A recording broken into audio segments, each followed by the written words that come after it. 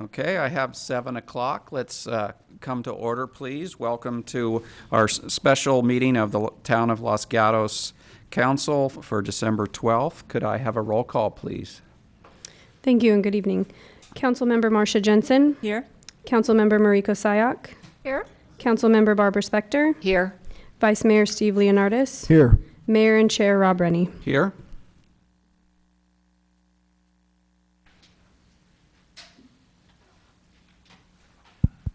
Okay, next we'll do the Pledge of Allegiance, so please join. Please stand and join me for the Pledge of Allegiance. I pledge allegiance to the flag of the United States of America and to the republic for which it stands, one nation, under God, with liberty and justice for all.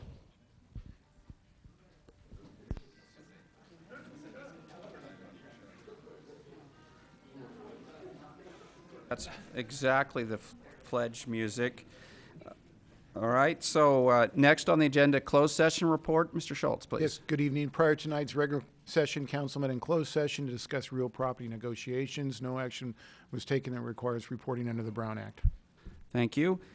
Next, we have verbal communications. If anybody would like to address us for 3 minutes on something that's not on our agenda tonight, now is the time to do that.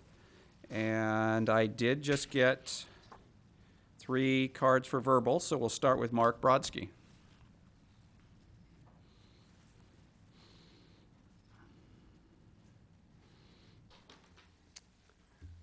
Tonight I'm going to talk about Cupertino. They had a series of seminars this summer, and they had a speaker by the name of Don Whedon, a planner, and he spoke on something called Santa Clara Valley 3.0. Santa Clara Valley 1.0 being the garden of the Valley of the Heart's Delight, all the orchards. Santa Clara Valley 2.0 being our Silicon Valley, and here we are choked on our success and with random infill and very difficult times getting around and living.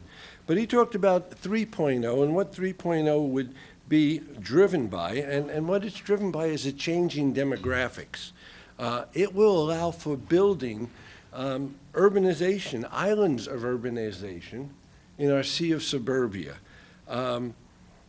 Density, strategic density is not necessarily a bad word if you want suburban living.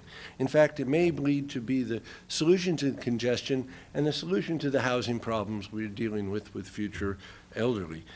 We are aging. I hate to admit it. I try to look good, but and I'm downsizing. And when they worry about, the schools are going to be filled up if we densify, no, I'm doing more of a problem, people of the baby boomer generation, because we downsize, we moved out, and a family of 3 and soon to be 4 moves on in right into our school district. Strategic density provides a place where maybe we can build the magnet schools where we have no other place to build. Density creates destination for transit apps. When you're thinking about what will happen with one place or another place in the valley, with enough density, you can create the transportation loops that we talked about over the years, but never had enough sufficient volume and intensity to justify paying for them. A density breeds creativity. The owners die who own a lot of the properties, their kids take over. They hire real estate managers, and next thing you know, we're losing another something like a CB Hannigan's or another. Where are the small shops? Where will they go? We are La Rinconada de Los Gatos. We're the corner of the Cats. We're in a strategic corner of this valley. As Valley goes to Silicon Valley 3.0, this will be a very high property, important area, and we can have our suburban cake and enjoy it too. Thank you. Any questions for Mr. Brodsky? Seeing none, thank you. Okay, so next up I have Kyra Dennison.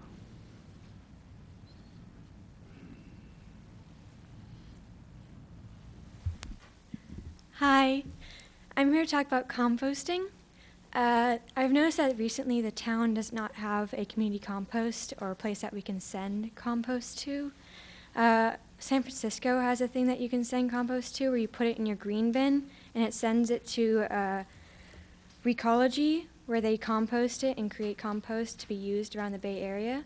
But we do not participate in that, and I was thinking about how we could implement composting into our town and into what we are as going into a green town. Composting is really important because 40% of food produced in the U.S. goes uneaten, and 97% of that goes into landfills. We can change that by reducing our waste by recycling and composting. And composting can generally be a better thing for our town, and I was hoping we could reach that. All right, thank you. Any questions? Let's start with Councilmember Spector. Thank you, Mr. Mayor. Since you're looking this way, what suggestion do you have as to what we, Los Gatos, can do to gain your goal of composting? Well, Recology, the one that thing that San Francisco uses, has an outreach program where they go to different cities in the Bay Area and they can collect their compost. I know we work with West Valley, but I was wondering if we could implement that, or we could have our own compost as a town, which would be a little bit harder to maintain, but also would be better in the long run because our town can work as a community to support it. We could have drop-offs in, say, like the farmers market or outside major grocery stores. And then we can even have community members pay a small amount to take some of the finished compost home, which would help the community become interested in the compost. Thank you. Okay, Vice Mayor. Thank you, Mayor Rennie. I just wanted to make some comments. I'm on the board of the West Valley Collection and Recycling, and I know that we are looking at some options for composting moving forward because it is a state law where the diversion rate must increase, and I don't know the exact percentage, so forgive me. But if staff could get the speaker's information, and I could perhaps pass it along to our manager of the board, and then they can get them details on that. I don't know what we can do as a community in the interim, but I think it's right around the corner as far as curbside bins for composting that will be coming. So thank you for coming tonight and speaking. Thank you. Thank you for that extra information. I'm seeing no other questions. Thank you. Thank you. Okay, next up I have Jack Veneta.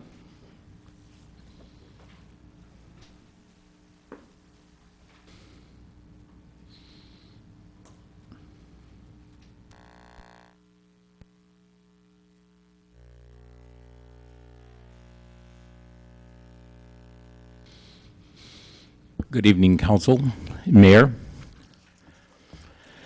This year's most important footnote is footnote 1 that essentially said that if the OPEB is booked in this year's statement, we would have to book a 12.1 OPEB expense. It won't be booked into the 2017 CAFR, but it will be reflected during Mr. Rennie's term. So you start out with a $12.1 million deficit. The importance of knowing this is that instead of $6.7 million that you think you have, is that you actually will start out with a $5.4 million expense. I believe that this has been pointed out by Mr. Conway, but I think it needs a red flashing light beside it. It's tough for you guys to be going through these extensive CAFRs and try to realize what's in all of these footnotes. The first thing I want to make sure that you understand about this graph, and this one is just showing you the rate of increase of safety and miscellaneous over the 5 years from 2018 to 2023.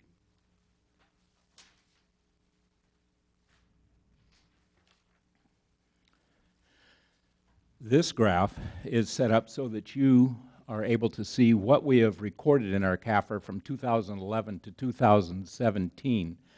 The high bar on the right-hand side is what our liability would be if we were booking 6.5% as the discount rate. 6.5% is the realistic rate. We're using a fake rate of 7.5%. We've been going deeper and deeper into the hole because we use this screwy rate. We should be changing our whole financial system around to work off this 6.5% rate. If you look at the attachment that I gave you in the addendum, you'll see that there was an article there by the CalPERS board that said that we should be using 6%, or if you want to check further, you can check with their consultant, Wilshire Consulting, who recommended 6.21. There's absolutely no reason for us to use 7.5, much less 7%. I am told that we run a conservative government. I'm going to have to skip here. I see I'm down on time. What bothers me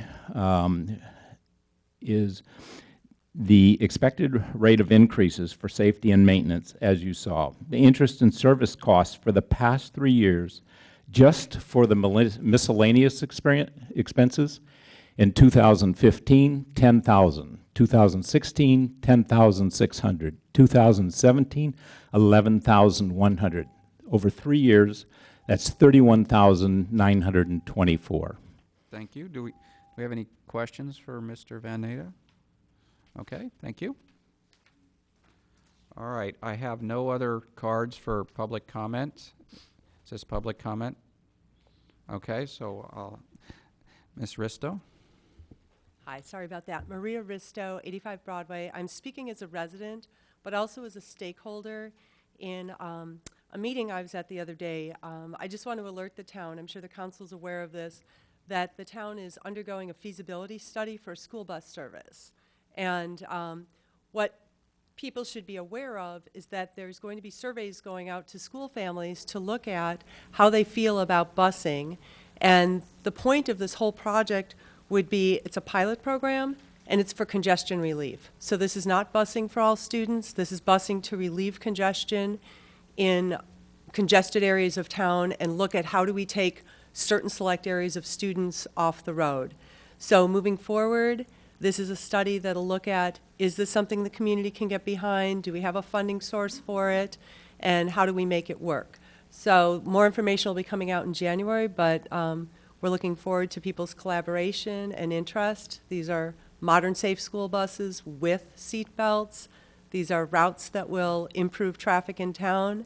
And this is for students that can't walk or bike to school.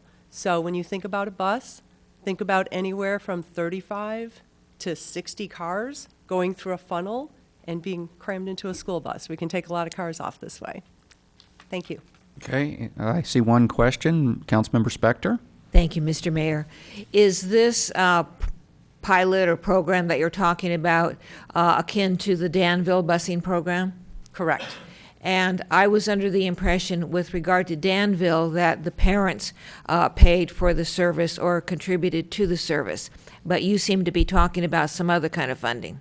Okay, I did not explain it well, and more will be coming out, but this is the same kind of thing. So in Danville, that was paid for specifically with a county tax, Measure J, that was specific toward the school busing, I believe, and the parents contributed maybe half where people are on the route.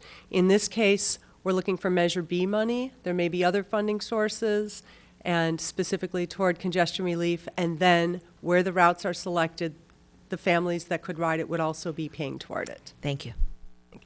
All right, seeing no other questions, thank you, Ms. Risto. Okay, so now, seeing nobody else coming forward for verbal communication, we'll close the verbal communication portion, and we'll move into our regularly scheduled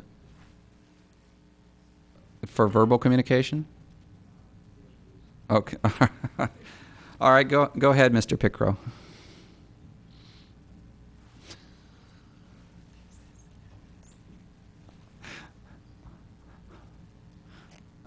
Thank you. I think this is appropriate time. Tell me if I'm wrong. I wanted to say a word about priority setting, which I think you'll be discussing, but not on your agenda, which is in the area of senior issues. And so if I may just take 3 minutes on that, please. And what I'd like to do is encourage you to consider taking up long-range planning in the area of senior issues during the coming year. Now, for example, you've done this in I think, a very wise way in financial matters for the town and dealing with such things as the pensions and long-term financial stability. I think a 10-year view should be taken And I think it's perhaps a good time to do that. That follows on to the Age-Friendly Cities Initiative Task Force that you had last year, which was a 2-year horizon.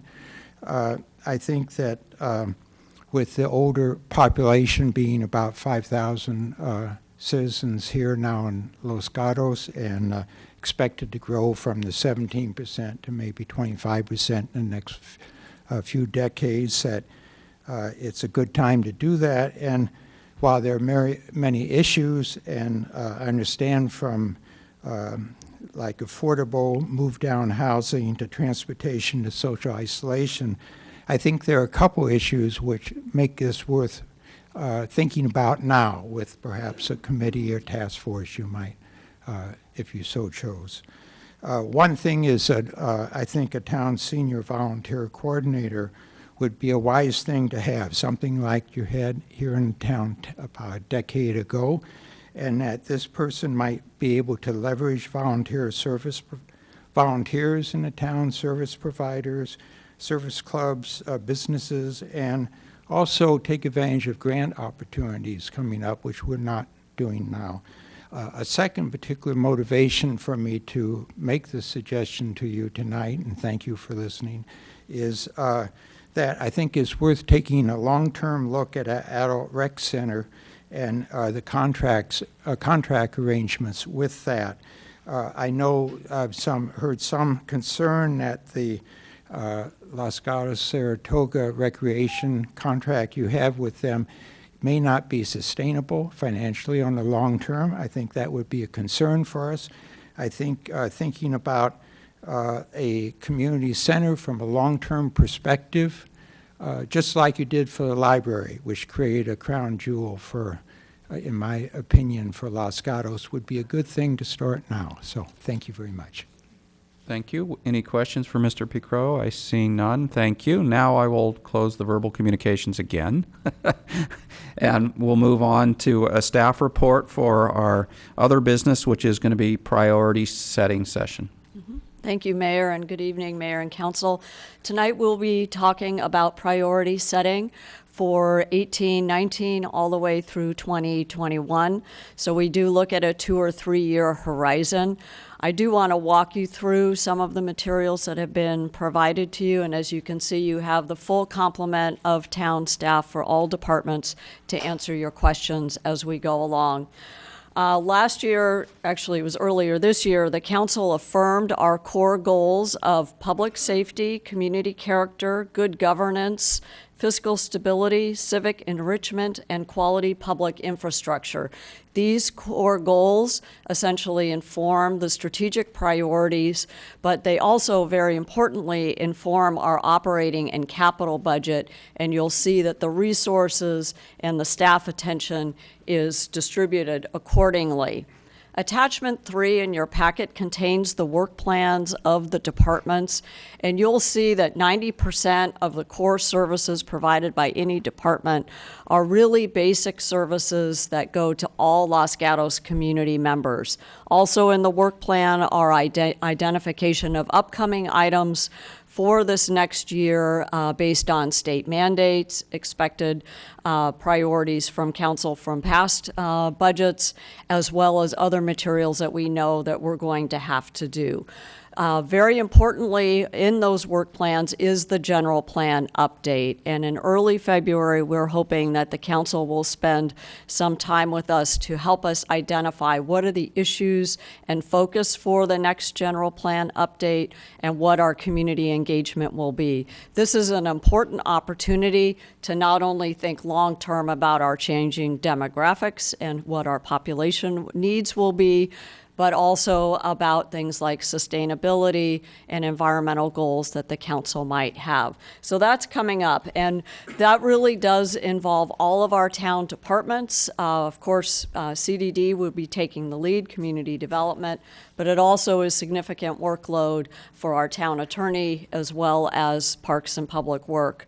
So as we think about what's coming up in the next year, we've identified that given the progress we've made to date with strategic priorities, priorities, we have capacity to add about 5 or so new priorities. So we want to walk through with you the current status of where we are with priorities. You may choose that some of them are no longer important, and perhaps that would break free some capacity for new ideas. Up on the poster behind me is the list of the completed priorities. This is also in attachment 1 for those of you who might be following along at home or in the materials provided. You'll see that we completed some great things this past year. And this is just since the end of January. Obviously, the Bicycle Pedestrian Master Plan was a huge accomplishment, and adopting new smoking regulations was also wonderful, the age-friendly designation. So we've done a lot in the last year or so, and many thanks to the council. Ongoing is another box, and we felt that it was important to call these priorities out separately. And the reason is that the staff has been giving, and the council has been really working hard on these issues. And this includes the pension and other post-employment benefit issue that was mentioned in public comments. This has taken the time and thought of our Council Finance Committee as well as the council, and some very proactive work, and this work is ongoing. This isn't going to be one of those issues that we can say, okay, we've put it in a box and we're done. It's really going to take continued attention. So we believe it needs to be acknowledged as something that is strategic and we want to continue to work on. Similarly, Measure B, despite the litigation, we are moving ahead to position our town to make sure we get our fair share of this money. And transportation issues are central to the quality of life of our town. And again, this is going to be an ongoing, long-term commitment, and we want to demonstrate that commitment by showing it in the ongoing box. Our bicycle pedestrian improvements, we've started to look at other funding mechanisms and sources, and again, we think this is going to be important. And then lastly, the regional interoperability allows our police department and public works department to collaborate and communicate across agencies throughout the Bay Area in the event of an earthquake or other natural disaster. We've made our steps towards, purchasing the equipment, and then our ongoing commitment to continue to collaborate across boundaries. So essentially, with the completed items and the ones that are really kind of fundamental to us as a town, that leaves the progress that we've made in other areas.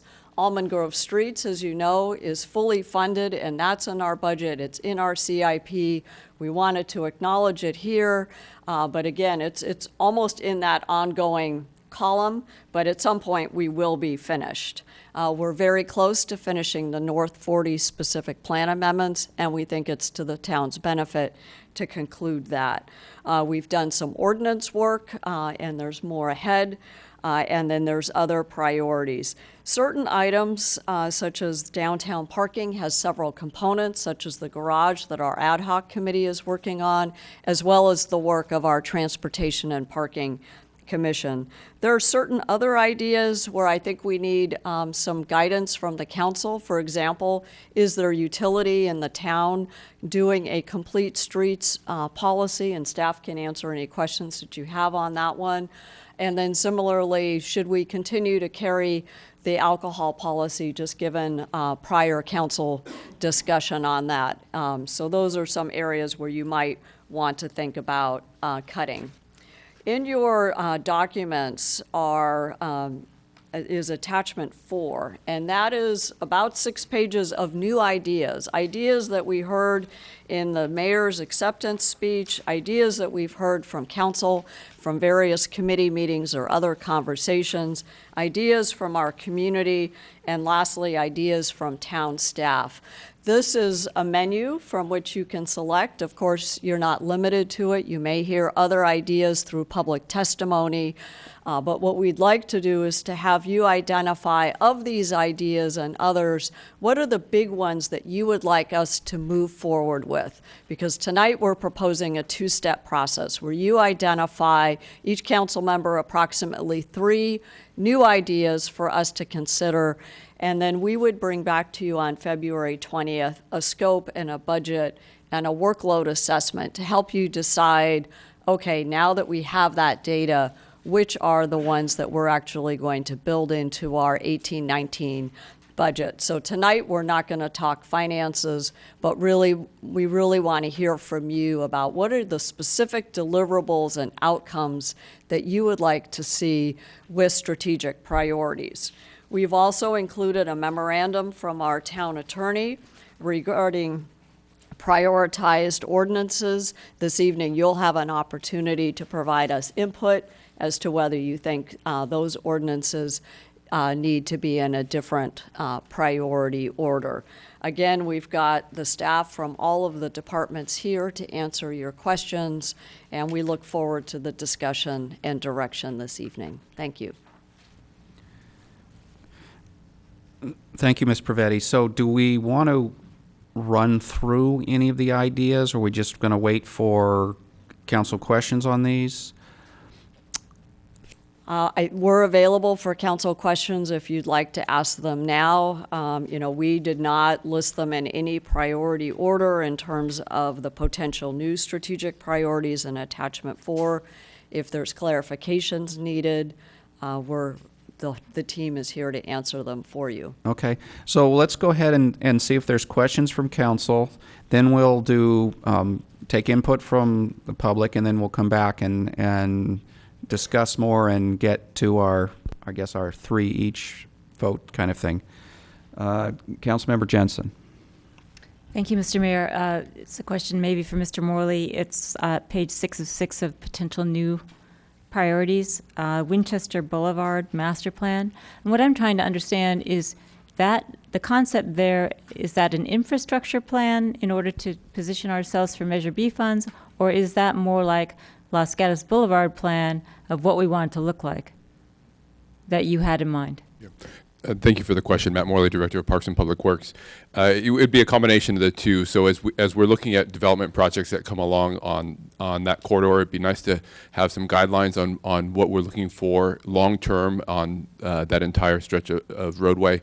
In addition, there may be some opportunities as we're looking at Measure B priorities or other larger funding opportunities and grants to start to fund some of the corridor projects, the complete street projects, the stormwater management projects. So we just wanted to put it out there as something that's on our radar as a sort of a fresh, untouched corridor that has a lot of potential. It is an area where we get a significant number of questions in terms of additional facilities for bicycles and pedestrians, for kids walking to Dave's elementary school, things like that. So it does come up periodically, multiple times a year towards us, so we wanted it out there on the radar for your consideration. Thank you. Okay, and any other questions? Go ahead, Councilmember Sack. Okay, thank you. This is with regard to the staff report under economic vitality. It just talks about streamlining. And I know that in the past we've had various discussions of streamlining, but were there any specific areas that staff had identified that required some streamlining? I know through the policy committee we've identified the deciding bodies, and trying to look at what is dictated by state, what is dictated by our own ordinances, CUPs. So are there specifics that that you would like us to identify, or is this just a general land use streamlining? Thank you, Monica Wren, Economic Vitality Manager. It's a little bit of both. I think that a couple years ago, we did identify some policies and some ordinances that staff felt could be streamlined. And then I think just what we've heard from the community and from recent conversations, that there's a desire to see a quote unquote more business friendly process. So that's on there for either going back to those ordinances that were already identified, or if the council has others that they have heard or that they feel should be looked at, that staff's definitely open to that as well. Any follow-up? Go ahead. Oh, actually, it's new. Okay, go ahead. And then this is for transportation under the, I think I'm in the third attachment, additional transportation items, and TDM as well as community shuttle. Now, in the staff report, there was a discussion on just identifying transportation strategic priority as an overall umbrella. Would that still be the recommendation, and with the identification of these as important, or are you looking at a specific vote towards these specific policies? So these fell out as I think suggestions from mayor and council. So we wanted to capture them in that category. But yes, the reason for identifying transportation as a broad category is because it plays such a major strategic role for the town, but also because of the significant number of potential priorities in that category. So we start to concentrate the efforts in one area with a finite number of staff that are able to address it. So as we start to pile into that category, there will be some limitations on what we can move through and what we can address. So we can work with the council to help prioritize those. The council can give us a priority in terms of transportation items on what sort of floats to the top for you and what becomes less of a priority for you, and that will drive our work over the next couple of years. Please go ahead. So just as an example, if I, the congestion relief shuttles for school children, if I said that was my top priority, would identifying an overall community shuttle take away from that effort? Or would that be helpful to still identify that it's important to have an alternative shuttle for non-students? So we're hoping that plays out in your selection process as you identify your priorities. So we would get a combination of your priorities and other council member priorities that would provide us that direction. So if you choose to select for your priorities the community shuttle as well as the school busing element that you gave us, I think, last year as a priority, then those would, depending on how many other council members identified those as well, those would start to float and start to identify for us in priorities based on the number of the level of interest across the council. Okay, thank you. So maybe I have a follow-up question. It's not completely clear. So we have a list of what you're calling new ideas, and you're really asking us to identify the new ideas. You've also asked us to look at sort of what's in progress. Maybe first we look at what's in progress and say, should we take some off that so we have room for more? But you know, something such as the shuttle, you're kind of already working on it. So unless we take it off, aren't you going to keep doing the shuttle? Because it's not even listed on the new ideas list. Yeah, so the school busing is in process as a former priority, so we'll continue to work on that, yes. Okay, thank you. Councilmember Jensen. Thank you. I think that my question's been answered in the discussion, but I just want to see. Does the staff want us to combine things or not? So, for example, complete streets policy, Winchester infrastructure, summer cut through traffic, transportation, TDM, et cetera, et cetera. Those could be lumped into one thing. Or streamlining land use, streamlining business, all could be lumped into one thing called streamlining. So does the staff want combined, baskets of things, or do you want me to say, I really want a parklet? Which one is it? Yeah, it's easier if we have individual ideas, so that way we know what your real priorities are. Our experience from the past has been that if things get all put into the basket, then we'll be back, and we could come back and say, okay, now everything, we've got now 10 things in a single basket. We're still going to at some point need you to prioritize the basket. And I think what we'd like to know is, we know that school busing, that work is already happening. So now the question is the council also interested in pursuing a community shuttle for non-students? So it would be essentially a new project, a new concept that we would need to work through. It would still be the same staff, the same work effort, but we would need to know whether or not you'd like to expand the scope of that. Okay, any more questions? I see no more questions, so at this point, let's get input from the public, and I don't have any cards over here yet. All right, thank you. So let's start with Angelia Dorner.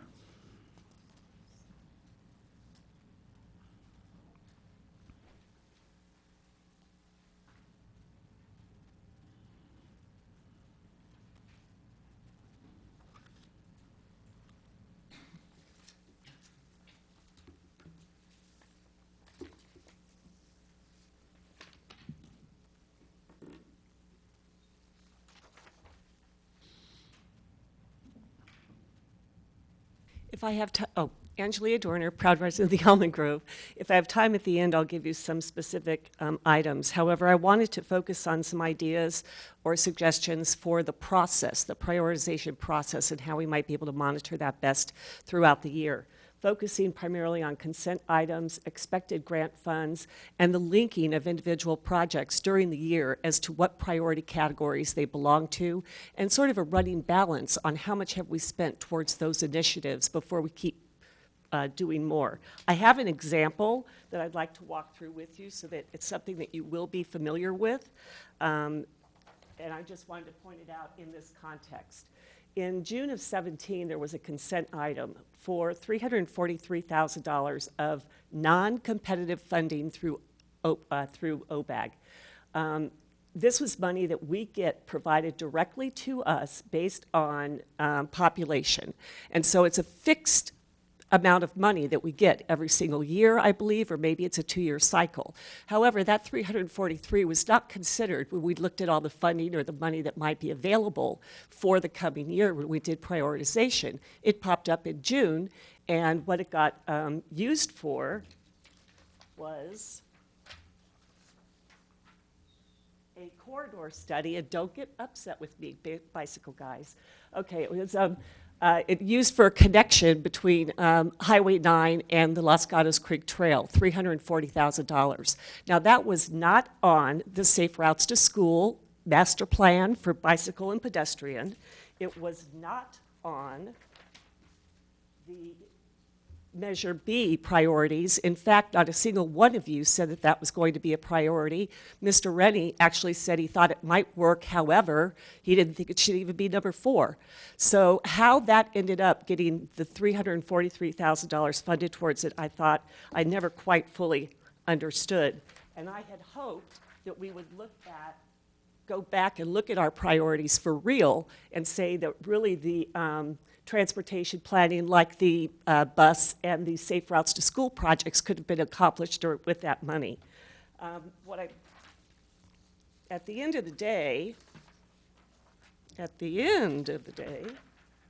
what I'm concerned about is that we're really not keeping track of these kinds of initiatives throughout the year. And so if you just look at the things that came through this year since last prioritization on BPAC and Measure B, we have the $383,000 for this Highway 9 connection. That's just to develop the plan, the plan.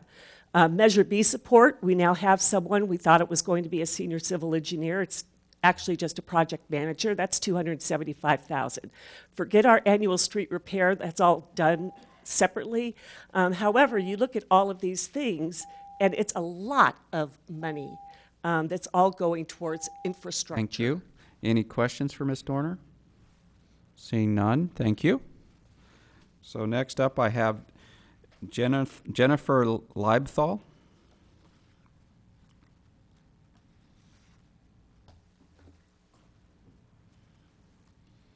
Hi, my name's Jennifer Leibthal. I'm a resident of Loma Alta Avenue. I'm here to discuss the permit parking comprehensive plan. I've been here a few other times, a few of us have. And I just want to kind of get it in front of your minds again, the impact to Loma Alta, given that, 6 to 8 other streets got permitted and Loma Alta did not. We're getting just all of the high school parking happening on our street. I now have to park 20 houses away from my house. It's worse than living in the city. During school hours because there is no parking. There's a 90-minute permit parking, but that's only 90 minutes. So if I park there, I have to go back outside and move my car every 90 minutes, as well as my friends and family that come and visit. I had somebody come pick up furniture the other day, and they had nowhere to park. They left. I've had other people leave as well because there's no parking for them. And so I just ask that you consider that plan again, either adding Loma Alta to the permits, taking away the permits from the other street, finding some other solution. I talked to a couple of people on the staff, and one suggestion that came up through those communications was maybe permitting Loma Alta, but then also allowing a certain percentage of permits on all the streets to go to students so that the residents have parking in front of their houses, and then you can also make money off student parking So maybe, you know, on Loma Alta, and by the way, Loma Alta would be lower and upper Loma Alta. I live on Loma Alta, lower, but upper Loma Alta is affected as well now. It's gotten that bad. It goes all the way up the street. But, you know, allowing 30 students to park on the street or whatever it is, right? Give out 30 permits for students to try to kind of balance what's happening. I know I listen to all the other priorities and I know how important all of them are, and I feel really bad for you guys to have to make this kind of decision. But I can only say that I've lived on that street for 20 years. It makes me not want to live there anymore. It's that bad. It's really miserable. It's also a safety issue. I haven't mentioned it. I mean, others will, but there's so much speeding on the street now. And our property values are going down. If somebody wants to sell one of my neighbors was talking about selling their house, I need to sell my house eventually, and people can't even come park to look at the house. Who wants to live there, right? Anyways, so I just ask you to possibly add this again to the priorities. Thank you. Thank you. Do I have any questions? Seeing none, thank you. Okay, so next up, David Weissman.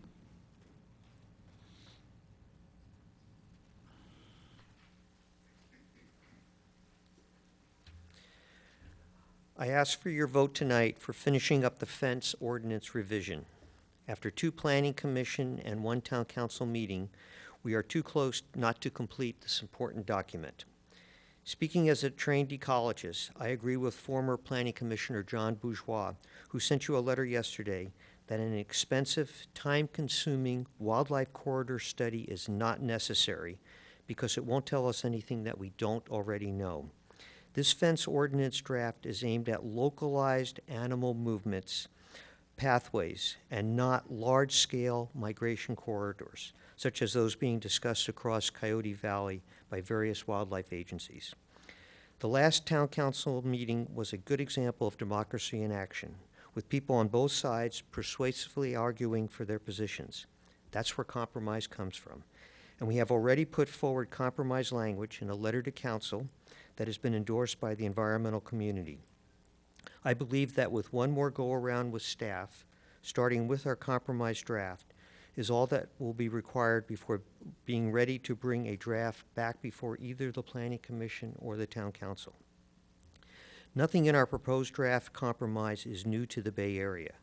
Our compromise, while not as comprehensive as Portola's Valleys, will still benefit wildlife and will stop current town discrimination between new fences proposed on hillside lots with houses and those without houses.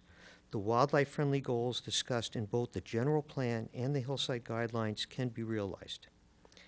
And on an historic note, in 2004, this town authorized the Shannon Valley Ranch PD for some 13 houses on 80 acres. The conditions of approval for that subdivision required fences to be set back from property lines and to be of an open rail design. These provisions are both already included in the current compromise. Now is the time to incorporate them into town-wide standards. Any questions for Dr. Weissman? Seeing none, thank you. Okay, so next up I have Laura Knoll, I think, K-N-O-L.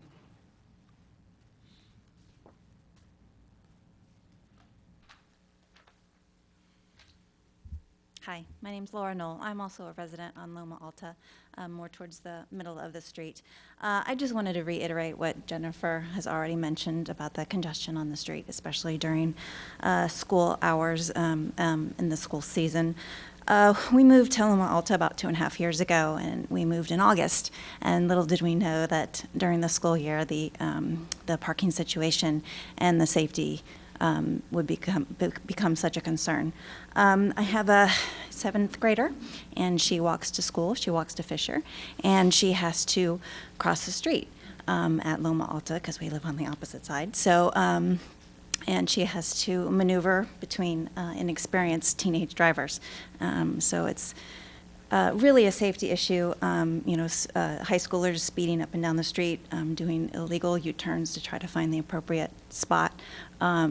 We are a 5-person house and we are a household, and we do have a garage, but we have 3 cars since we do have teenage drivers ourselves. So we need that extra space on the street for parking, and oftentimes during the school year there is no parking. Again, like Jennifer said, we have to park a block or 2 up just to park on our own street. And when people come to visit, especially during, like I said, school hours, it's very difficult for them to find parking as well. So just wanted to, hopefully you guys can consider the possibility of permitting our street as well. As Jennifer said, most of the streets around us are permitted, so all the parking ends up on our street. Thank you. Any questions? Councilmember Jensen? Thank you. I was going to ask the last speaker, but I'll ask you. You have 90-minute parking already on Loma Alta, correct? No. You do not? Okay. Were you aware of back in March when the council was considering a comprehensive parking plan for those areas within a half mile of the high school that included 90-minute parking within that area? No, I think... Okay. Because the council actually passed it, and then there was a loud objection from a particular street, and then the council unpassed it. So I just wanted to see if you were asking for a sticker that said residents only, or you were asking for time limitations. I guess I would be open to either, you know. Just so we can park on our street. Exactly. Okay, I have to ask this person, and this person has to answer me. Okay, so you answered my question. Thank you. Okay, thank you. Next up, Jeff Lockridge.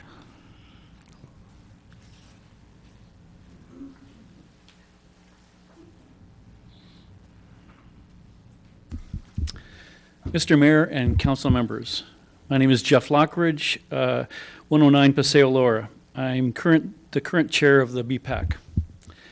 Thank you for your support of the Bicycle and Pedestrian Advisory Commission. I was selected at the December BPAC meeting to provide the council with an update of the Bicycle and Pedestrian Advisory Commission's accomplishments during the past year.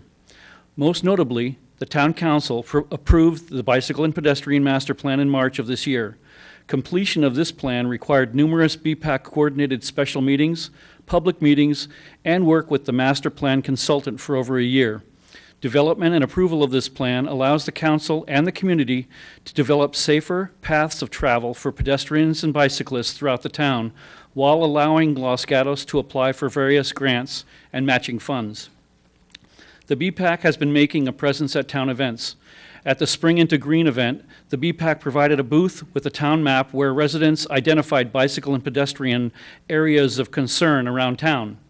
The BPAC has also been involved with providing several successful bike valet services for town events, including the Red, White, and Blue Block Party and the Town Holiday Parade.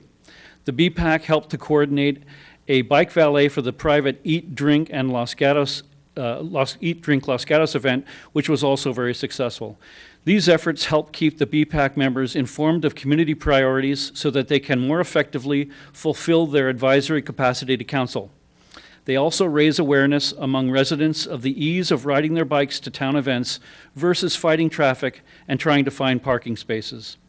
Additionally, the BPAC worked to develop a prioritization list for capital projects from the Bicycle and Pedestrian Master Plan for council approval. This led to the development of a recommendation for council to use the town non-competitive OBAG grant funding to fund the design of the Measure B identified Highway 9 Bicycle and Pedestrian Connector Project. The BPAC also worked with PPW on incorporating bicycle and pedestrian striping enhancements in the town's maintenance projects. This is a simple and very inexpensive way to increase bicycle and pedestrian improvements on our town roadways. The council was supportive of the commission in each of these endeavors. The BPAC appreciates the council's continued support of both the commission, the bicycle and pedestrian projects in the town, and is looking forward to another successful year in 2018. We welcome council feedback on priorities for 2018. Thank you. Thank you. Let's see if you have any questions. Seeing none, thank you, Mr. Lockridge. Next up, Peter Hertan.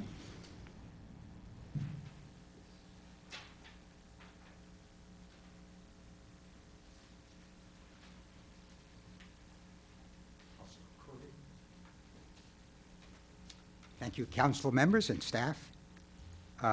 Regarding attachment 1, the strategic priorities in progress section, I've been newly interested in the affordable housing issue, as well as continued interest in the parking issue.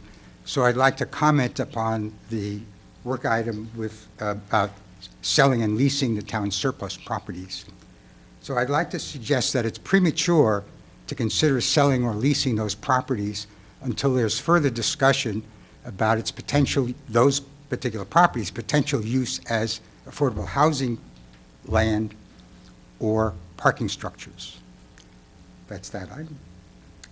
With regard to attachment 4 on new ideas, I have 2. One of which I will recommend as a referral to the Finance Committee, and that is as a result of discussions with Town Manager Prevetti over the past year, your letter of transmittal of either the CAFR or the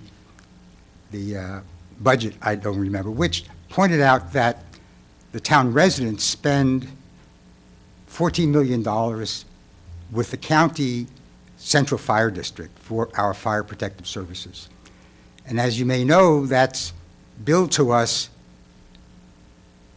without visibility, without transparency on our property tax bills as one of the uses of our 1% to the county.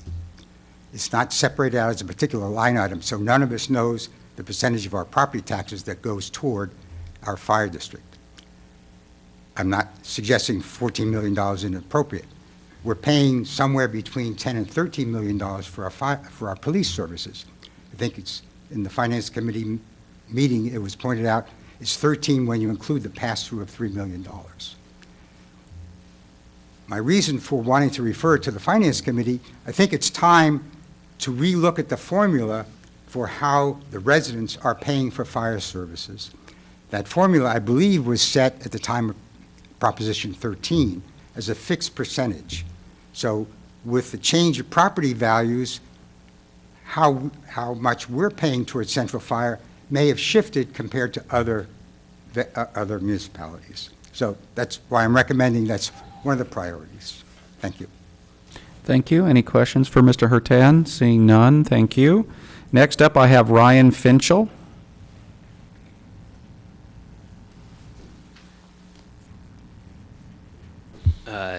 Staff and town council and Mayor Rennie, thank you for having me. I'm a resident of Loma Alta Avenue. I'm here with my friends and neighbors, Laura and Jennifer, and I will keep it very short and sweet. I was here 6 months ago in support of this issue. I really appreciate you guys looking into permit parking on Loma Alta. I'm not going to go over everything that Jennifer said. I thought she laid it out perfectly. Councilmember Jensen, you mentioned you had a question about time permit versus a resident permit. We would be thrilled if we had a time permit that was from 7 a.m. to 4 p.m., which is similar to what is going on Johnson Avenue, and that parallels Loma Alta. So thank you very much for bringing this back into all the great things that you do. Thanks. Okay, any questions for the speakers? Seeing none, thank you. Next up, Mary Goulart.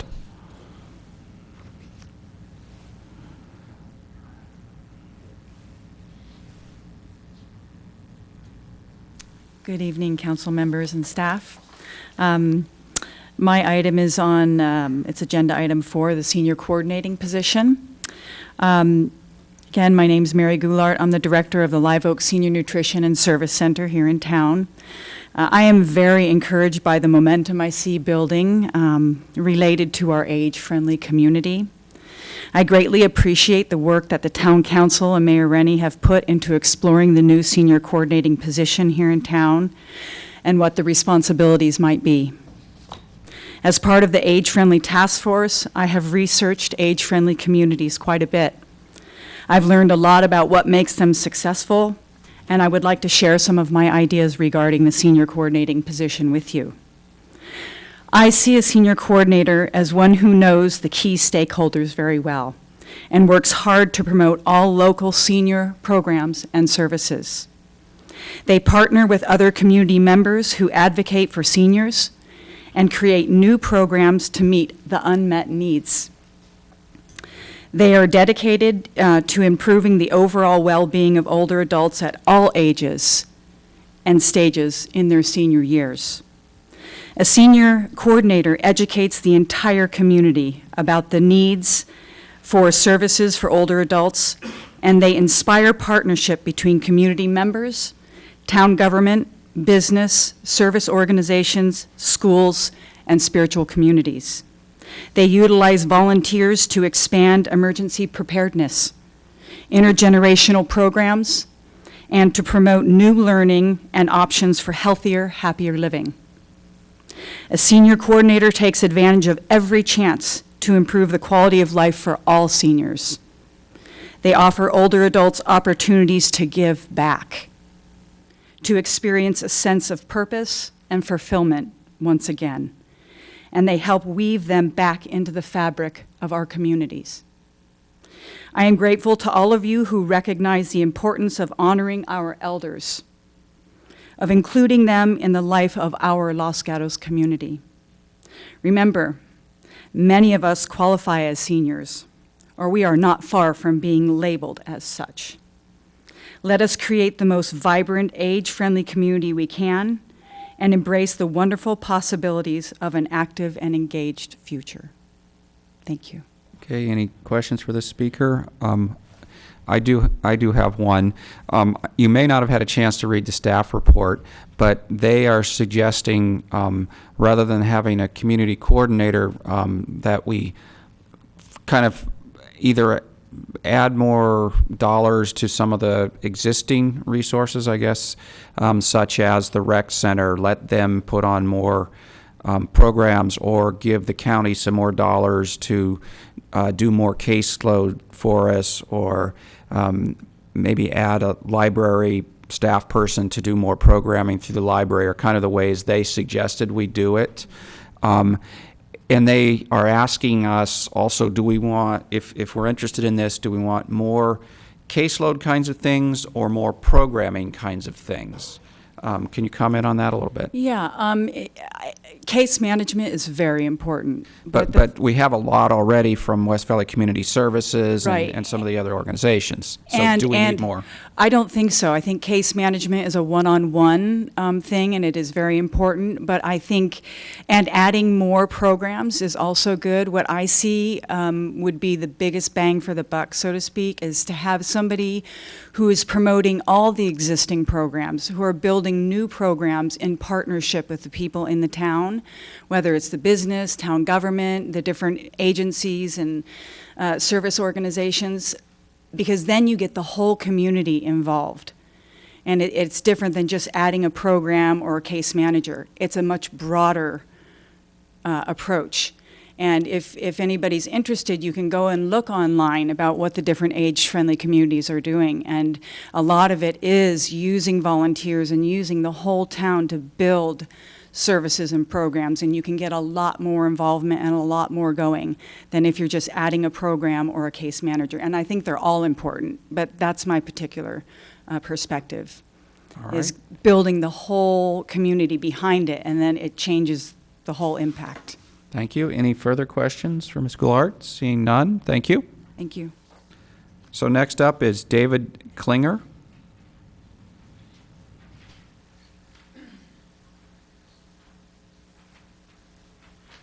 Hello, I'm here to request a rehearing of the non-hillside fence height ordinance. It was on the agenda last council meeting, but in the press of the hillside ordinance, with the fences there and quite a number of speakers, and also the Veterans Memorial, that I don't think that the fence height issue was adequately addressed at that time, and so I'm here to try to make that a priority so we get a decent hearing for that. Thank you. Any questions? All right, thank you. Okay, so next up I have Brayton Gosling.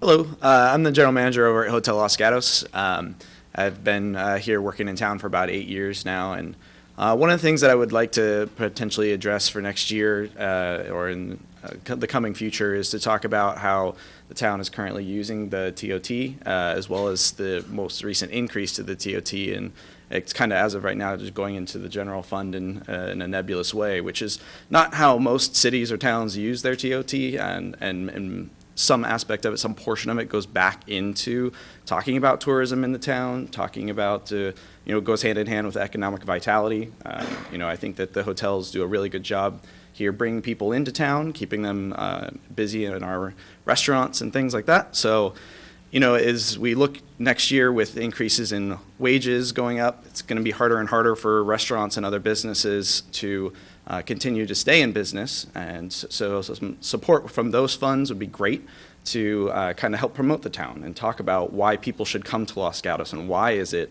such a great town to be visiting. And, some of the restaurants with a smaller budget may not be able to advertise themselves as much, but they shouldn't be forgotten. And, I think that looking at TOT could be a great way to kind of give some extra money, perhaps even to the chamber, to allow a little more outreach as the town's visitor center that it is.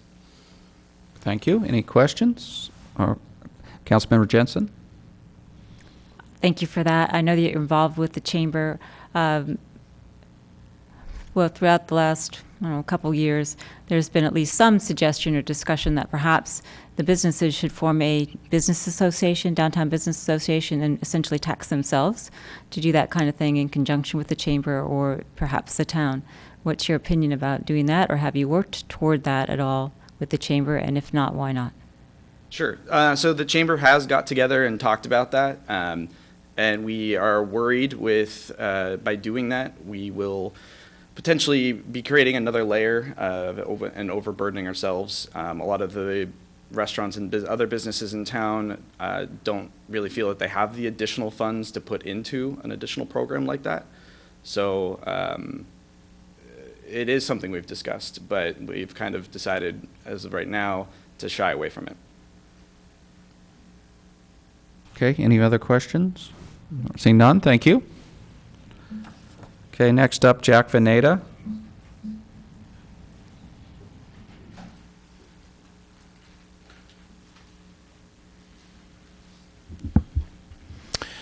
Good evening again.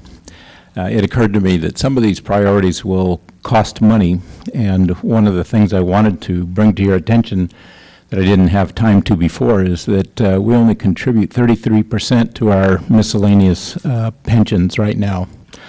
Our net position from 2014 to 2017 dropped from 142 million to 117 million, which is a drop of 18%. In the meeting, in the next meeting, you're going to see that it's much worse than that. Net assets dropped in 2011 from 29 million to 6,800,000 in 2017, a 76% drop. If we figure on the 6.5% rate, discount rate, which we need to do, the drop in our net position is going to absolutely startle you. There'll be more on that in the next meeting, but again, I'm saying this because I think we have to be very cautious about the money that we are spending in the next probably 10 years. Thank you. Any questions for Mr. Veneta? Seeing none, thank you. Next up, Catherine Summers.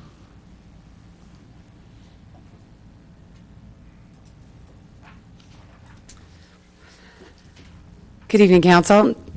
Too much to say in too little time, but I'll try. First of all, thank you to all the merchants and business owners and everybody who got together and helped me with what I wanted to say tonight. Thanks for Brayton for coming. As you know, it's a really busy time of year to get any of the merchants here. They're all down at their shops right now, trying to make up for a little of that lost revenue from the summer.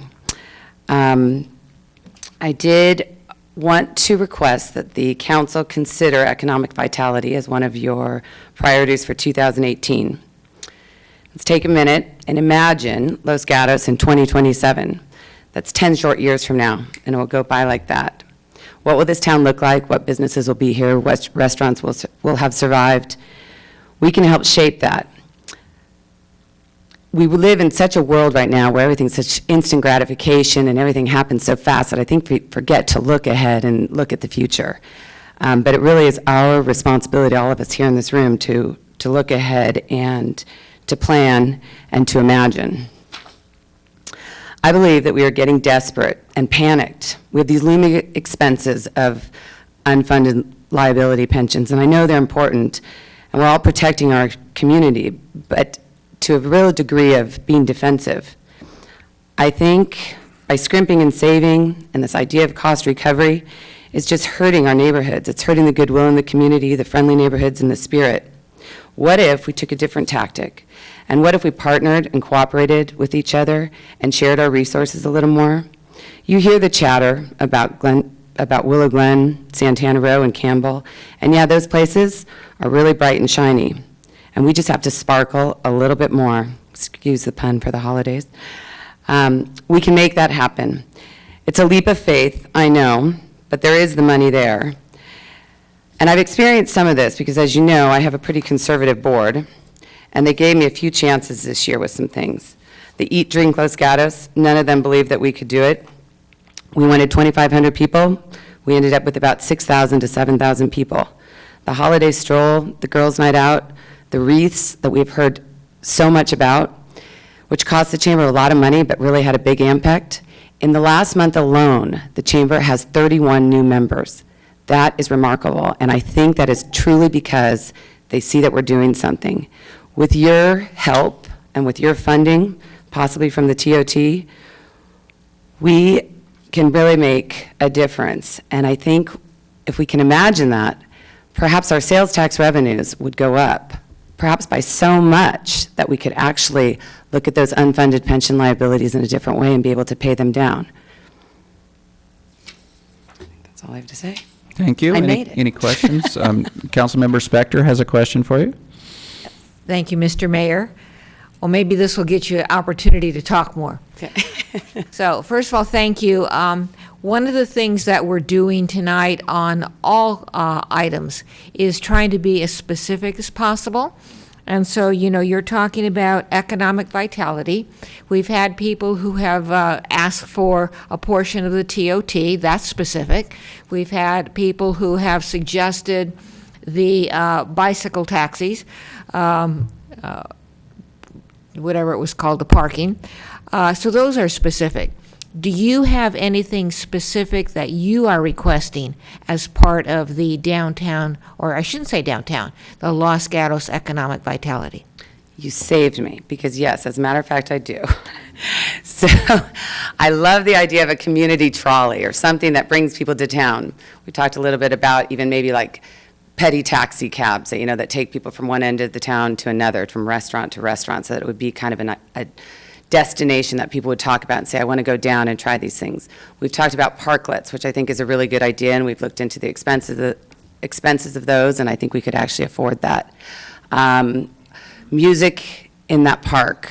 When that music reverberates through the trees, people come out. I've seen it happen. I saw it happen at the holiday stroll, and it really, it just brings life and vibrancy, and people are out shopping, and they're talking, and they're smiling, and they're, I think for the age-friendly initiative, I think if we had picnic benches or places to play chess or checkers, I think we'd get people out there, the young and the old and the middle-aged together, you know, having lunch at picnic tables. I think there's just some really easy things.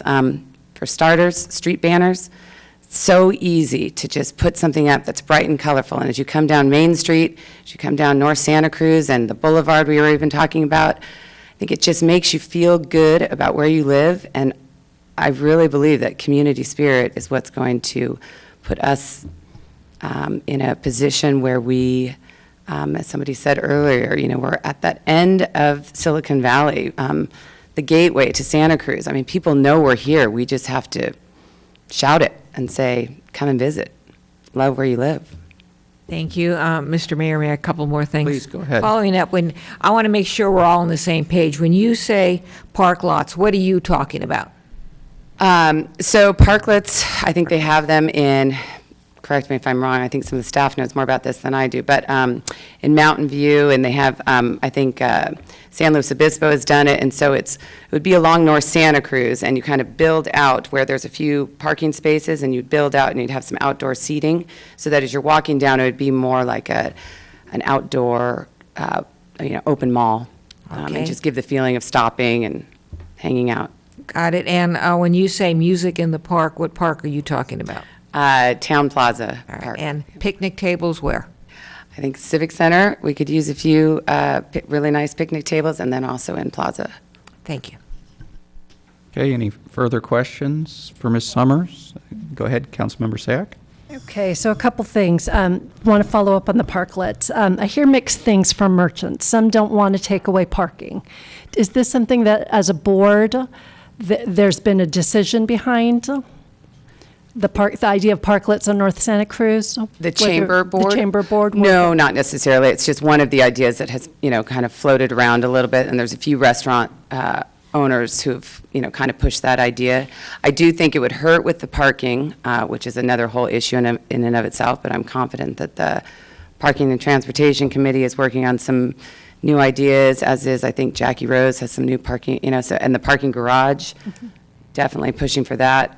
So I think, parklets might not be able to happen right away, but it's something that we could look at. Okay, and then the other thing I wanted to ask you was about streamlining. So you mentioned banners, which is on my list.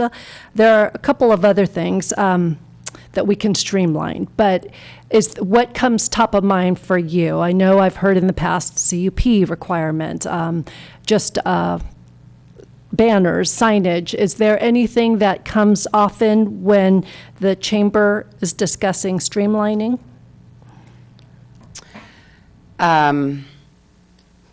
Anything? I think, again, it just really goes back to the cooperation, collaboration, and again, the whole notion of cost recovery does scare me, because I think that we have so many service organizations, and as many of you know, a group of them have been meeting and talking about it, and I think they're so discouraged about putting on these events that are actually making for a more vibrant community, and I think as a council, you have to decide, and it's a hard decision, maybe some of those events aren't actually making the town more vibrant, and that's something, that's where you have to figure out which ones are and which ones aren't, make that hard decision, and then invest into the ones that you believe that are. And and we've talked about that as a staff and as a board, and that's a hard position to be in, but I think you're going to lose a lot of the enthusiasm and excitement from all the service organizations if you don't support them a little bit more. If I don't know if that answered your question. Okay, and one last question, actually two. So on that note, so just wanted to make sure you're aware of when we do talk about community events for that discussion to take place. And then the alcohol policy, as you can see, that has never been touched for a variety of reasons. Do you have any opinions on whether that's just removed because of the fact we're at 0%? Is that something that is a priority? So, excuse my ignorance, I didn't even know that was on as a priority, so I don't even know exactly what it entails. Okay. Sorry. I think that answers the question then. Thank you. Nobody's complained to me about it yet, so I guess. Councilmember Spector. Thank you, Mr. Mayor. Circling back to you, of the items that you gave us, and there's I have about 6 or 7, how many of those have been vetted by your board, or are these just things you've heard around? Well, I could turn to one of my board members here. I think we've vetted most of them. We have pretty open discussions, and, we really have a very, while they're a conservative board, they know how important economic vitality is, and so we've kind of hashed out a lot of these ideas. Have they actually set them in a list of priorities for ourselves? It may sound silly, but getting the fountain turned on was one of them a while ago, which happened. And I think that did make a difference. Being able to do that Eat, Drink, Los Gatos, and actually start to make it happen was huge, and a good collaboration with the town. I think the banners, I think if we did get the banners hung, or some sort of banner hung. I think the board would be really happy. So, I mean, they're really simple steps at just making the town shine. All right, thank you. Okay, any further questions? Seeing none, thank you, Ms. Summers. I have another card. Tony Alarcon.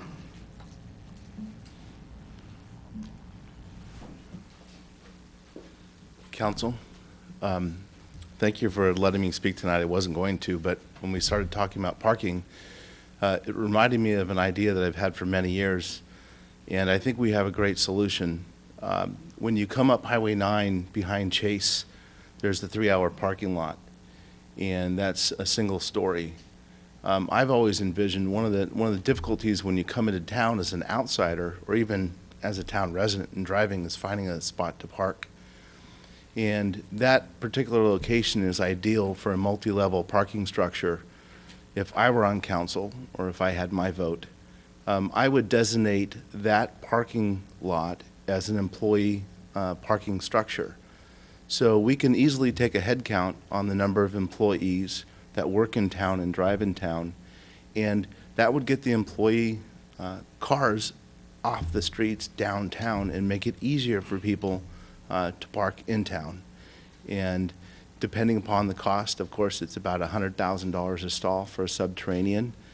We might be able to have a look through where they have a badge for an employee, and that could be covered through an increased sales tax to cover the cost of doing so. So that's a solution that I've always thought was pretty apparent to increase parking downtown. And so that's something that I'd like the council to look at as a potential solution, because we already own that land, and I do not believe that we're maximizing the parking on that space. So given where it's at and the matured trees, the neighbors that border university on the backside of their lots, I don't know that they would have a big issue with that. An idea for town economic viability, something I've always wanted to do and never have because I've been worried about regulations and cost, but getting older in my years, I might take it on now. I would like to have a soapbox derby in town that would be focused on science and technology. I've talked with someone that is related to Garmin, and we could have that as a high school event, and that would be a big draw into town from outsiders, corporate sponsorship for the event. And the proceeds could even go back into some of the local school foundations. And when you look at town, we have adults, we have events for adults. We do not really have any events, major events for teenagers. And I think that's something that we should also consider in the coming year and the future years to get whole town involvement. And that's just my thoughts and recommendation. Thank you. Any questions? Councilmember Spector? Thank you, Mr. Mayor. Following up on your parking suggestion on the north lot, I don't know if you've had this experience or not, so I'll just ask the question. I talk to employees all over town about using that north lot. I talk to them about using miles, and their reaction is terrible. They think it is a terrible idea, and they don't want to go out there, and they don't want to walk that far.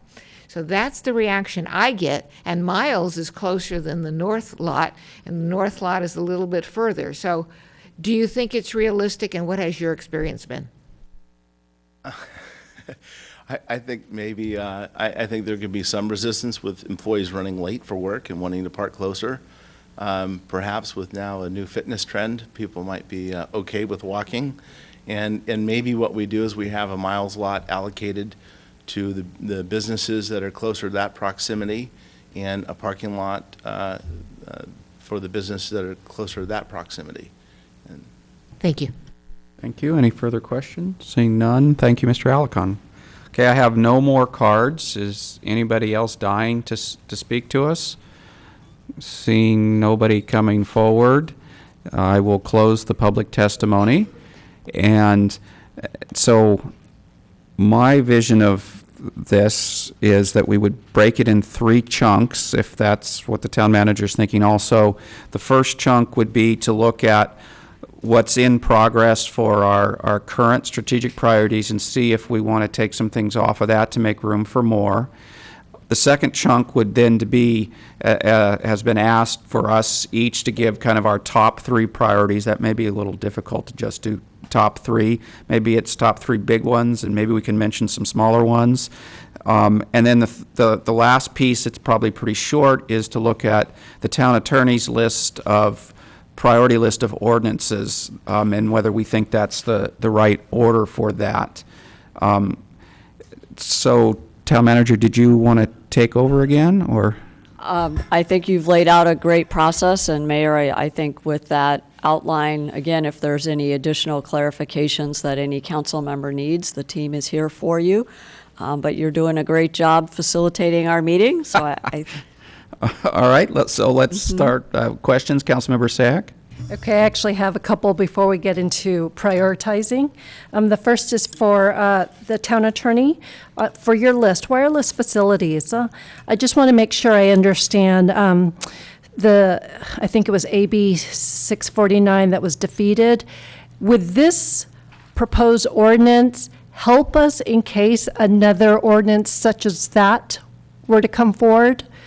And basically, it describes, I think what we're afraid of is just the ability for telecommunications to just put up their equipment anywhere without any discretionary review on our part. Would the ordinance that you have here help us in that regard? Yes, our ordinance actually for wireless is way behind. This would actually catch us up to where the laws were enacted in 2014 and 2015 that were enacted and weren't unsuccessful. And a lot has to do with that is there's what's called a shot clock. When an application comes in for that, we only have a certain amount of time. So we've been defaulting to the state law instead of having our own ordinance as to what we can actually even charge for an encroachment permit, and we're currently able to regulate some of the aesthetics involved in some of the wireless towers, but we need to have those in objective standards, if you want to go back to that type of language that shows exactly where they can go, what has to be done. For example, Santa Cruz requires the vault to be undergrounded, so there's some issues that we need to look at and make that ordinance go through. We've been working on it right now. It's already underway because it was on last year's list.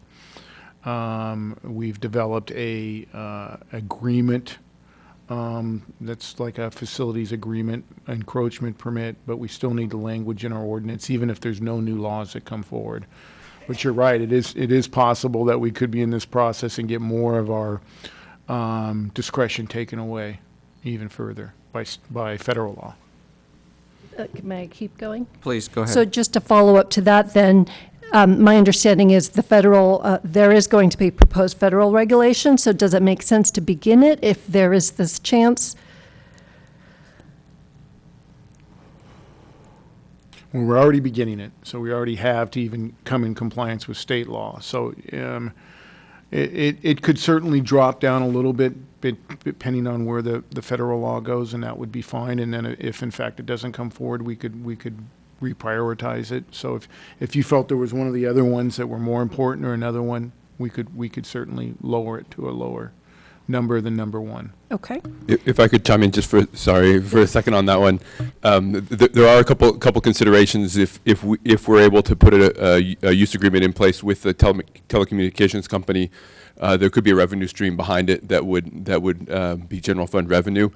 So the idea would be to make something that's palatable to the town and step in front of any law that might be coming along and lock them in ahead of time with ongoing payments. Sure, go ahead. Okay.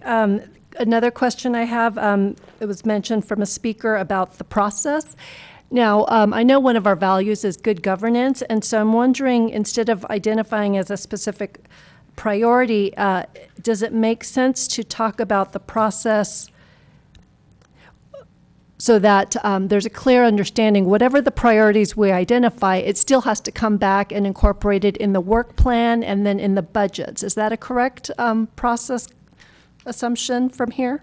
Absolutely. So the budget document and you setting, the whole council giving us budget direction on February 20th is really a key milestone. And then in May is when the council opens a public hearing and hears from the community about the actual proposed budget.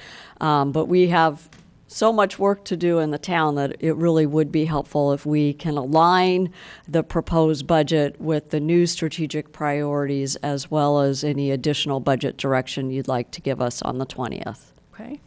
And then let me just add that I think what we'd like to do as well is think of a mechanism to make sure that the council and the public know what is the progress and how can we better utilize information out to the public. So if maybe they're not interested in all of them, but if there's one or two that a public community member wants to track, how do they access that information? How do they find out where we are? So we're looking at how we can improve our own communications back, not only to the council, but the community as well. Okay. And then somewhat related to process, there were some ideas that for our committees, one including our finance committee, such as looking at TOT and fire. During our strategic priorities, do we also identify priorities that we would ask our commissions to be doing, or we identify what the town's priorities are, and then each commission will then fold theirs into ours? So I would suggest that tonight we really talk about what are the town priorities, so that way we can go back and do some additional scoping of the specific items. So for example, if it's the TOT issue, there would be some staff work behind it. And, you know, the Finance Committee has a very specific charge given to it by the council by resolution. And really, it would probably be more appropriate for the full council to determine whether or not you would want your staff to pursue either TOT or the fire department question as was raised. But both of those would be up for prioritization tonight. And then my last question, I just need a sense of how much work two items were that I heard tonight. Non-hillside fences, which is just, I think, a simple sentence. Could that be broken out so that it's not contingent? Absolutely. Okay. And then if I could just get clarification on Loma Alta, is it limited parking on the entire lower and upper Loma Alta? J.R. Langer, Support Services Lieutenant for the Police Department. There is no parking on Loma Alta at this time. There's no limited or no parking. It's free public parking. Okay, thank you. Councilmember Spector. Thank you, Mr. Mayor. This is sort of a statement and sort of a question of staff.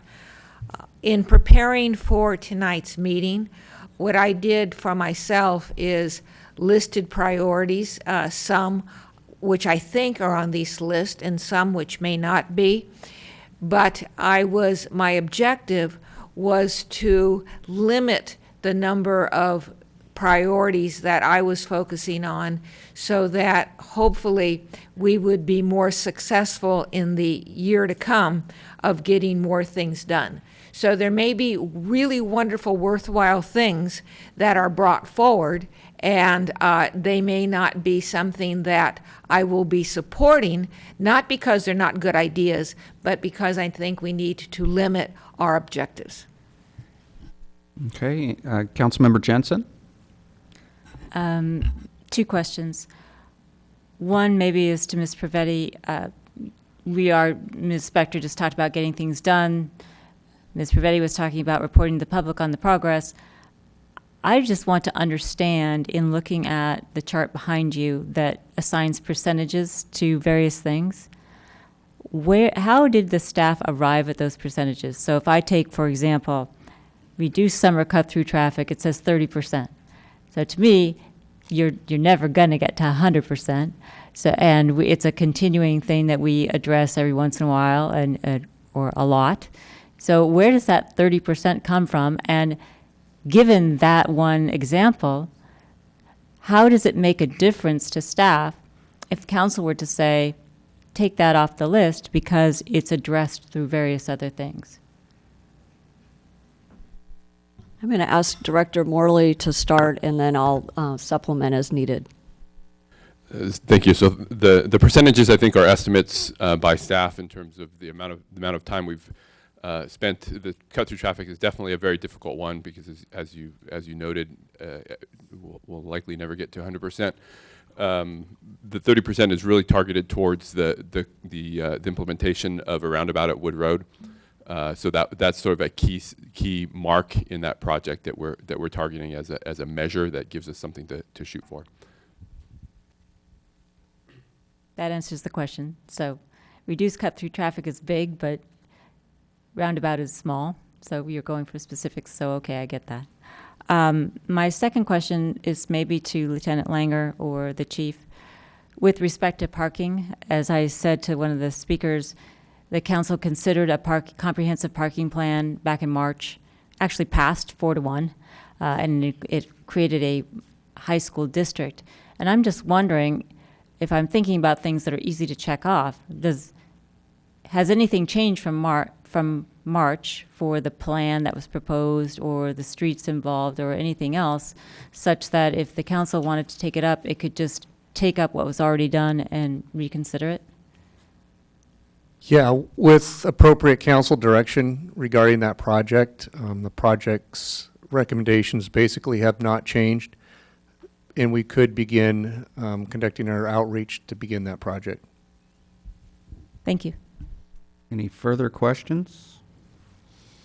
Okay, so seeing no pressing questions at the moment. So the first thing I wanted to tackle was our current strategic priorities, and are we happy with what's there? Do we want to take anything off the list? And I would be happy to go ahead and go first. I know sometimes people hesitate to say, let's not do something. We like to say what we want to do and maybe not mention the things we don't want to do.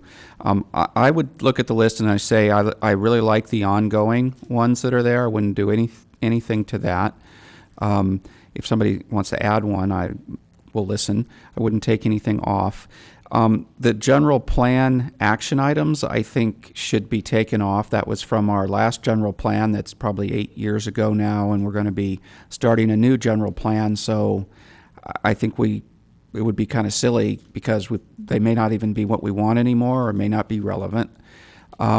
The alcohol policy I would take off. I think that really came from a time in the past when the Planning Commission struggled a lot of times with new applications on alcohol, and they weren't sure what our policy was and which way to go, and that has kind of solved itself. I'm not seeing that problem anymore. I haven't heard any more of it, so I don't think we've got so many other things to do. I wouldn't work on that either. And the idea of a complete streets policy sounds nice, but I think we've got many other things to work on. We probably really cover it anyway without doing a policy, so I would probably take that off the list also to make room for other things. So that's my thoughts. Councilmember Spector. Thank you, Mr. Mayor. What you just did helps me figure out what I'm going to do. With regard to I'm going to do maybe just the opposite. The ones with which I agree on. The ongoing, the pension and OPEB, absolutely. Measure B, absolutely. I didn't know what staff meant with install bicycle and pedestrian improvements, so I'm going to have a question on that. And the regional communications and interoperability, yes. So I will get back to staff on the bicycle and pedestrian because we had on economic vitality, we had input received with regard to the parking valet, and I do like that. With regard to in progress, Almond Grove Streets, yes. North 40 specific plan, yes. Ordinances by the town attorney, yes, and I would focus on those that are mandated by the federal government or the state government. The sale or lease of certain town properties, yes. Reduce summer cut-through traffic, yes.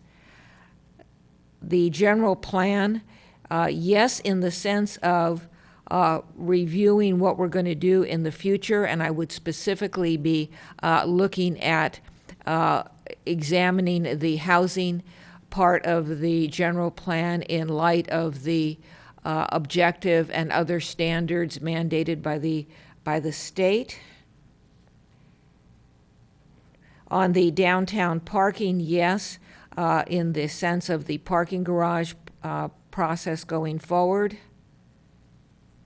And with regard to that list, that's all, although at some point this evening I do have items that I have that are independent of this list. Go ahead, Ms. Perfetti. May I just get a clarification?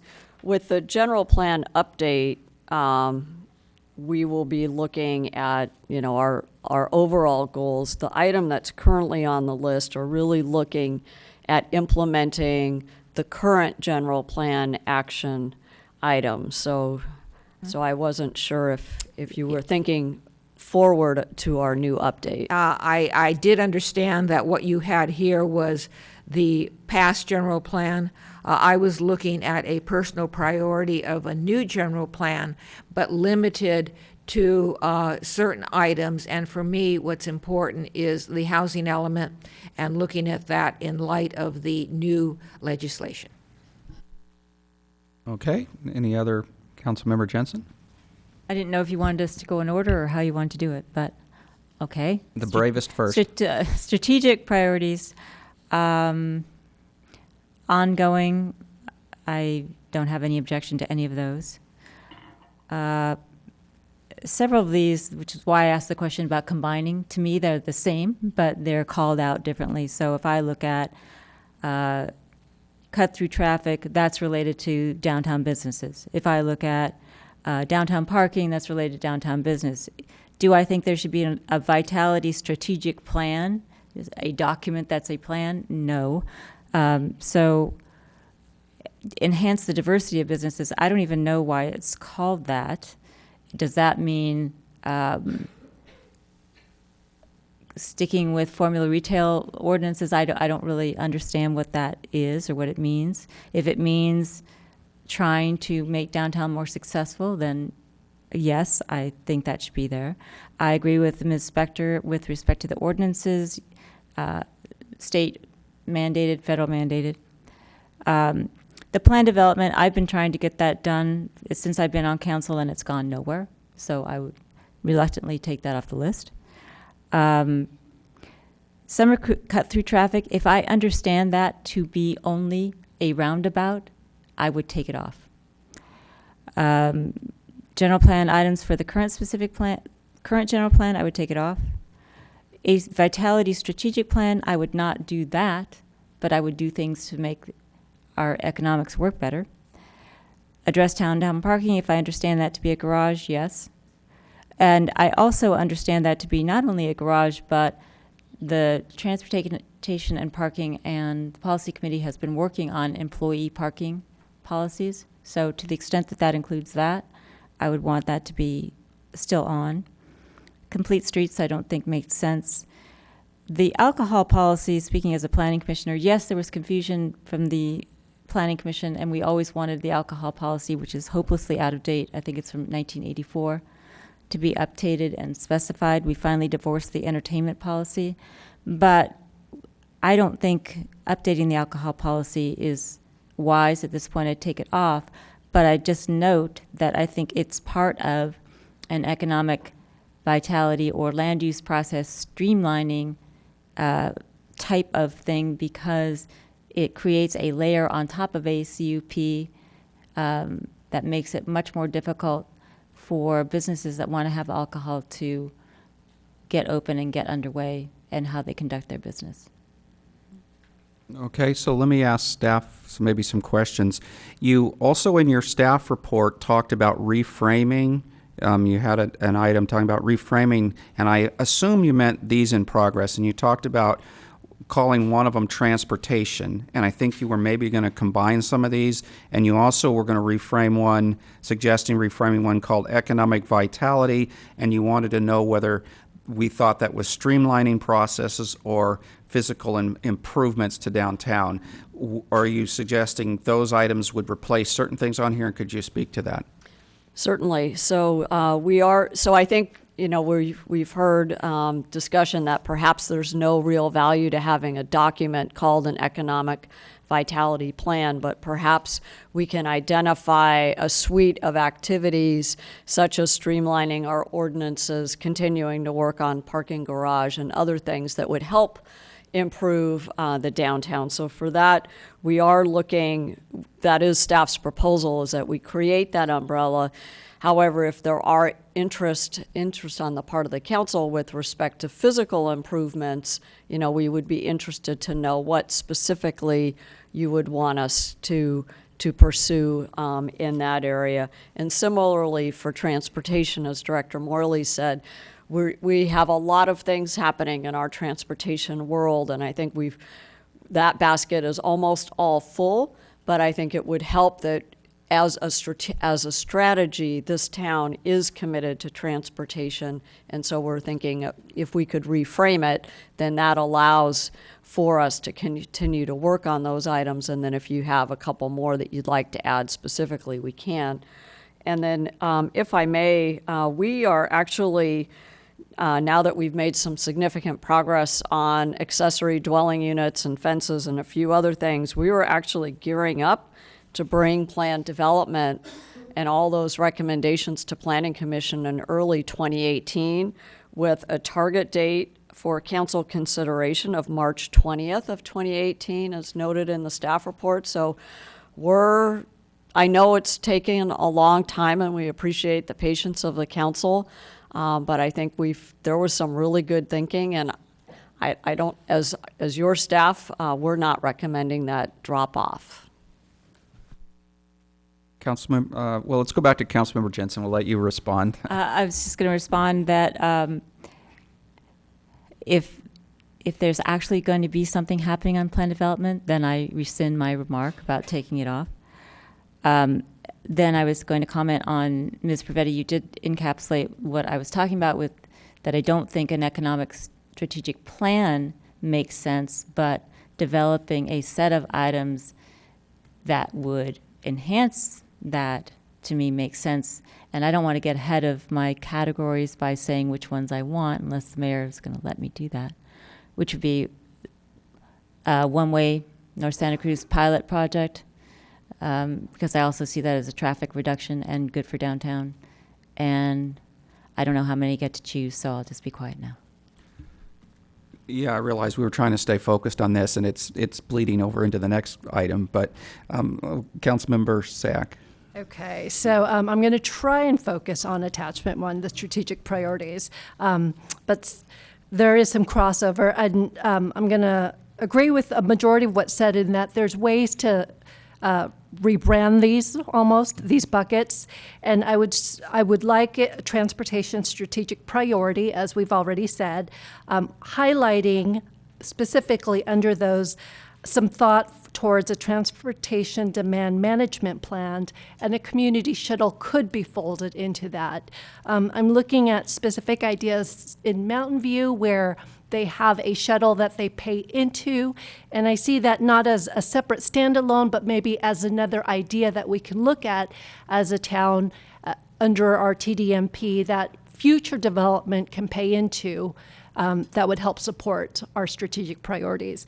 With this one, I do believe we have to be nimble. I think the example that was shown with OBAG and with Measure B, there's always opportunities to hear of funding and having to be able to be flexible to accommodate those very random requests sometimes we hear as we're out regionally. So I don't want to limit us too much, understanding that it's a high priority that we should be able to address. So, with regards to the economic vitality, I agree we don't need a plan. I think I'd almost broaden that to almost say community vitality, because as we've been talking about last year about placemaking and getting people into town to rediscover whether it's our downtown or our commercial business districts, just coming to town, staying in town, and then identifying all the great things, our businesses, our restaurants. I think there's a certain amount of vitality that events bring to town, whether it's music, whether it's park benches, and I think I'd like it under that entire umbrella. some things I think that we do need to remove, the alcohol policy, the complete streets, I think, and as well as just a refocus on what our general plan actually is. And I think the action items that are in our existing can definitely be folded into the work that we'll be doing with the update. Okay, that's it. Thanks. Okay, so I think we're sort of getting most of what people's thoughts are on this, that I think you're hearing most people agreeing removing some, maybe there's a little differences, and thinking about renaming some, but that may also go in sort of part of the next discussion. I'll just ask the Vice Mayor if you want to make any comments on this before I kind of let us move into the next section. Thank you, Mayor Rennie. Yes, I concur with most of what's been said. Eliminate the alcohol policy update. The complete streets, I think, again, is kind of going to be folded into a number of other things. You know, when I see install bicycle and pedestrian improvements, I would like to look at things like Blossom Hill Road in between Short Road and Union Avenue, perhaps putting in a bike lane there on the right side or a sidewalk, and Los Gatos Almaden Road expanding. I think we've done a great job with Los Gatos Boulevard, but expanding to the further reaches of the town with things like the green bike lanes and the striping that we've done. And that's my brief comments on this section. Okay, thank you. Any questions from staff? If everything clear so far? Mm-hmm. Okay, so Thank you. let's move on to the next piece, which is to really, you know, staff called it the new ideas, and I think it's really, we've touched on maybe repackaging some of what's already there, and then also talking about what really are new ideas, and maybe some of the new ideas actually fit into some of the repackaging, and some of the new ideas really are a new item. Councilmember Spector first. Thank you, Mr. Mayor. I know that staff had suggested 3, and as I was adding items as people spoke and scratching them as you identified them, I don't know how many I have, so we'll just go from there. One of my top priorities has been and continues to be the Danville bus model. I understand that might still be on the list, but I'm going to say it again. So the Danville school bus model. And another related item is a shuttle throughout town, but a shuttle generally, and also something that can be used by seniors, not just seniors, not like the ride process that we just started a few months ago in Saratoga, but a shuttle that goes throughout town that, because it's there, seniors would be able to use, because I personally think one of the bigger issues in our town for seniors is social isolation. So I believe that a shuttle, which seniors could also use, would help address that. A couple things that I know are personal to me is I know staff is working on them, but we have the pedestrian bridge over the freeway, and I have been looking for lighting on that and also a completion of the artwork. And I know there was a contribution to that, and I know that there's CIP funding. So that is a personal priority for me, and I actually think it has been on the capital improvement budget in the past. And then another one is the Humane Society had monies that they asked, they wanted to contribute them to the town, and so they asked me for my suggestion. I talked with staff, and the suggestion was that when that tree was fell down in front of the library, there was no shading for animals, and so that money that the Humane Society donated to the town went into, as staff says, that bucket, and we don't have the shading constructed yet. And so that would be another priority for me. Town manager? So those are all great things, and as we've discussed, some of those are already in our budgets. The pedestrian bridge lighting and the artwork, the Humane Society shade for our pets, and then the Danville bus model. So those are already ongoing. What, if I heard correctly, really the one of the newer ideas was really exploring the community shuttle. So community shuttle would be the newer idea, but I think understanding, and I think the team heard loud and clear what the priorities are, even if they're already budgeted and in work programs. And it's okay to reaffirm, again, our priorities of things that are already on the list, too. Absolutely, yes.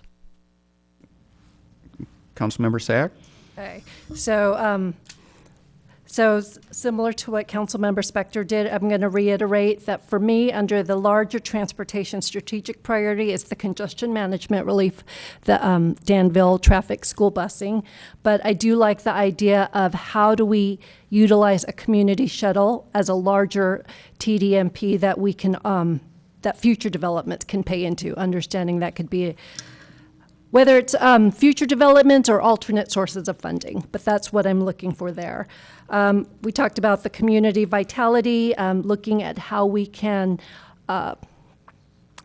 partner with certain events to make them into townwide events. And what I really want to focus on this year is not make it just for one part of town. I want to make sure that we are very thoughtful, that we promote events throughout all of Los Gatos. So. Land use streamlining, I think we heard that the banners would be helpful, but I also think we've discussed just land use processes. I think a flow chart to show our decision making and why, whether it's state regulated or our own ordinances, I think would be helpful so that we can then be mindful of how we'd like to change, if any of those processes. I would like to add pace in there. I think it would be a small, easily manageable project, but I understand that may not always be the case. And I'd like to bring back the comprehensive permitted plan for parking surrounding high school that we brought forward last year. And I know that it was somewhat controversial, but if we can try and at least let our partners at the high school know that this is coming back so that there's ample opportunity for them to weigh in as well. Okay. Okay, thank you. Oh, actually, I have one more. I'm sorry. Okay, go ahead. And I know it's folded in, but I do want to call out community emergency response. I know that we're folding that in, but specifically number 8, that was to utilize CERT members for special events and trainings. I think we have a real opportunity, and we had a high number of people just certify, and I'd hate to lose that enthusiasm by not utilizing existing and new. And so somehow fold that enthusiasm into ongoing events so that we can parlay it into other larger community CERT events that we're thinking about in the future. Councilmember Jensen. Start out easily by agreeing with 2 things that Ms. Sayak emphasized. One being the streamlining for land use, and to me that's very comprehensive. It could be definitions, which is in the, 3rd bullet on our first page. So it's split on our staff report between businesses and just land use. To me, it's all the same. But the flow chart that was mentioned would be good because to me, if we did that, we could end up actually freeing up council and staff time if we're not duplicating efforts and going round and round on particular projects. And if we can get things through more efficiently, I think it's better for everybody in town, business owners, residents, everyone. So I would like to see that get done. I would like to see, I like Ms. Sayak's idea of community vitality versus just downtown. But if I fold the downtown into traffic, I am a champion of the one-way street pilot. I think we could do it and just see how it works. And if I only get to choose 3, I also want to bring back the comprehensive parking plan that we worked on and was actually passed by the council before the council changed its mind. But it does fold in and did fold in the things that the residents of Loma Alta said tonight, and I think it's basically done. So it's an easy one for us to do. I guess I only get 3, but go ahead and give us your 4th. Well, on the general plan update, it's not on the list, but there's many things that are contained in the new ideas, objective and subjective standards for housing, different ordinances, different ways that we define things, for example, definitions. To me, all of those could be folded into a general plan update. So if we have a section on whatever it is, we could use that update to address many of the ideas that are here, like what's a definition of something for land use, or how something works, or what's the priority for housing, or what's the standards that we're using, so that we hopefully really honestly do have the universal standard that then gets now filtered down through our other policies and regulations and ordinances, so that we can do things in a coordinated fashion.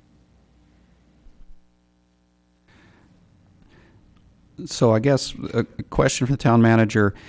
You're kind of tracking what are new ideas, and she gave you her 3 or 4, but did she really get 3 or 4 new ideas, or did she get to have more? Do I get more? Well, we had one council member who really only gave us one council member who gave us more than 3.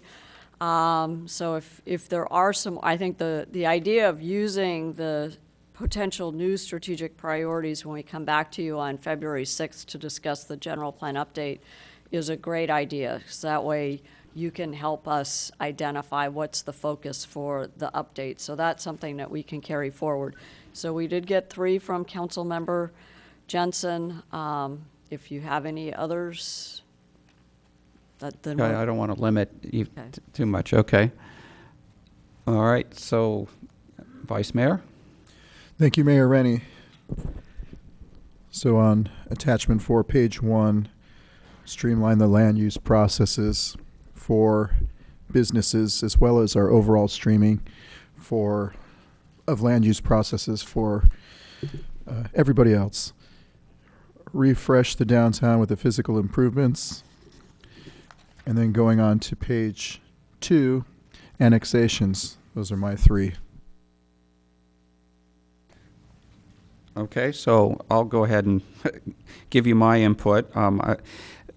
Again, it's a little bit confusing what's new and what's not. I like the reframing of the idea into the transportation, and I throw in that, in my mind, the TDM. We've talked about, a TDM plan in town. I think that is new, and I've actually been in your office and talked to you before about that.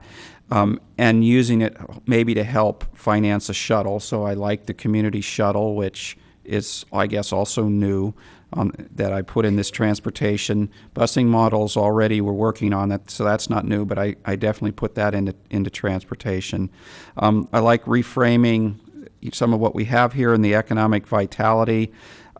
We've heard, certainly things about park benches I like those ideas.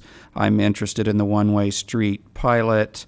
Some people are calling it a parking plan. I think that's really already being worked on. I think the garage that we're working on is a key point, because if we can get some more spaces built, it frees us up easily to do things like parklets, or maybe the sidewalks get a little bit larger and take up some of the street spaces. So I'm interested in the physical improvements, which I guess is kind of on the new list. Also, as part of the economic vitality, I've mentioned this before, I think we should look to partner more with the chamber, and I've talked about, I'd like to see a budget item where staff, council will say, okay, you have X thousands of dollars, work with the chamber, and you decide what you think are good events to help finance them, with the idea of economic vitality. So I guess that's also kind of a new idea. Maybe I'm way past 3, I don't know, or maybe we combine this in 1. Also on my list, also as part of the economic vitality, streamlining the process. We've mentioned that. On my so those were, sort of repackaging with some new ideas added. On my big ones, I like emergency preparedness. We're already doing a number of things. I continue with the staff plan. On your list of things, I particularly liked things like You mentioned adding CERT regular activities to, the thing about a lot of people sign up and get trained for CERT, but then it's hard to stay engaged because nothing's going on. I read that item as a way to get CERT more engaged and more ready for that emergency when it comes. You remember if we have a true disaster, the professionals are going to be busy, so CERT members can help. But the other piece of that is I would really like us to try to find more ways or programs to get residents to prepare. I think I heard that the police department went up and gave, I don't know if it was a seminar or a discussion with the College Avenue people about what would they do in case of a major fire. I think that was a great idea. Maybe making it known we can do things like that, especially, certainly fire is, the fire zone. We have a lot of high-risk fire zones in town. So that's certainly one thing. I bet there's some more ideas. I was contacted by our resident in town that's heavily involved. I don't know what his rank is in the Red Cross, and wanted to do more with us. So I'd like to explore that. My third, what I kind of calling big new items I put on the list is the senior programs. We are doing some things. You asked about, my feeling was more things on the programs. I think it may be difficult for us to finance, and I didn't hear anybody else put it on the list, finance a coordinator, but the idea of possibly funding more of LGS Rec for more programs. I also like the idea of getting our library staff more involved in those items.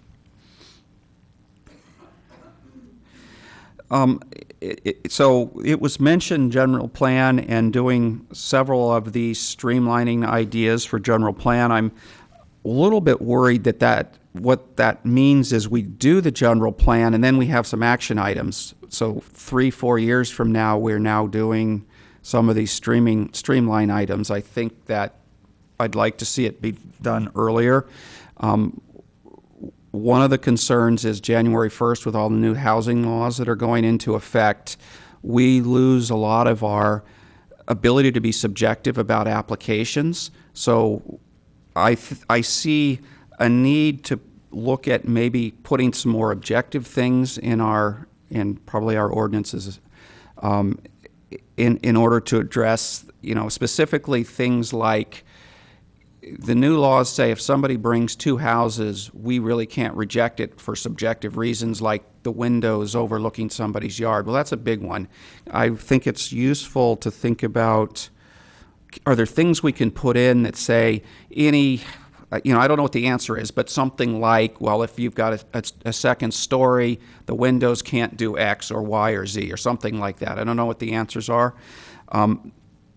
By putting some more of these objective standards, I think it makes it easier to streamline also. So I see those as possibly enabling each other. Mr. Leonardis mentioned, so I'm way beyond 3. Mr. Leonardis mentioned annexations, and I realize that that's really a heavy CDD thing and they won't have the bandwidth for it, but I wanted to mention it anyway.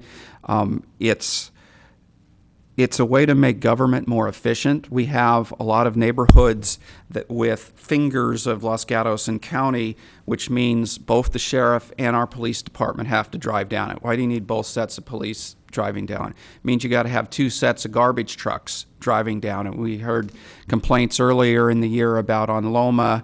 They were complaining that they had 3 garbage trucks on Monday and then 3 again on Friday, backing up, beep, beep, beeping. So these are examples of how it's inefficient. There's certainly, if we annex some of these broken up neighborhoods, it also brings more revenue into the town because we get the property tax instead of the county. So there's some advantages there, but it certainly makes government more efficient.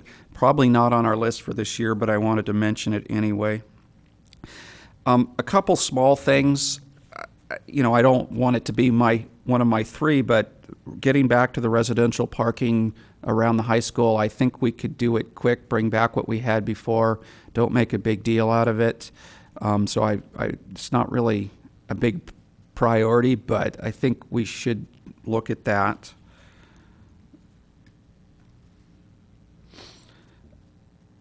I like the idea of increasing more temporary banner sign spots in town. Maybe that goes with the economic vitality, maybe not. We really only have 3 or 4 available now, one of which is kind of the lodge site, which is going to probably go away when that gets developed.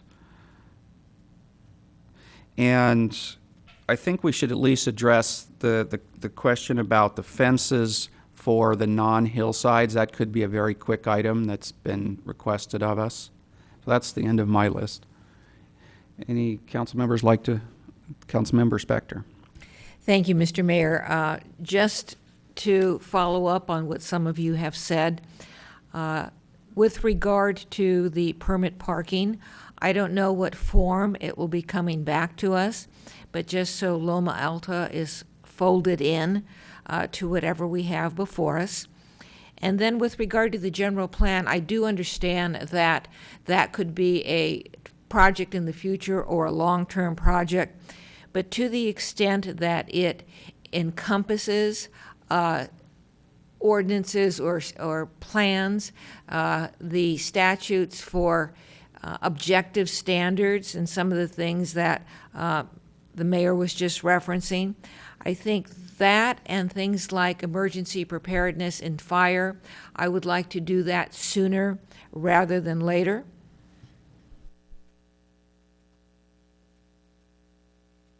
Any other comments by council members? Councilmember Vice Mayor Leonardis. Thank you, Mayor Rennie. Just a quick comment on what the mayor said about annexation. Has there been any work done on that in the past? And if so, how close are we? How far are we to having some information on that?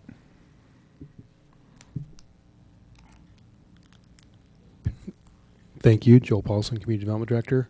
So as folks are probably aware, I believe at least twice in the last 10 or plus years, the matter has gone to vote. I will actually be meeting with LAFCO in early January and be discussing the possibilities if we get some direction, even absent direction. They should be able to quickly identify which annexation pockets can be done without protest proceedings. So we at least want to know which pockets we can take without that option before we get going too far.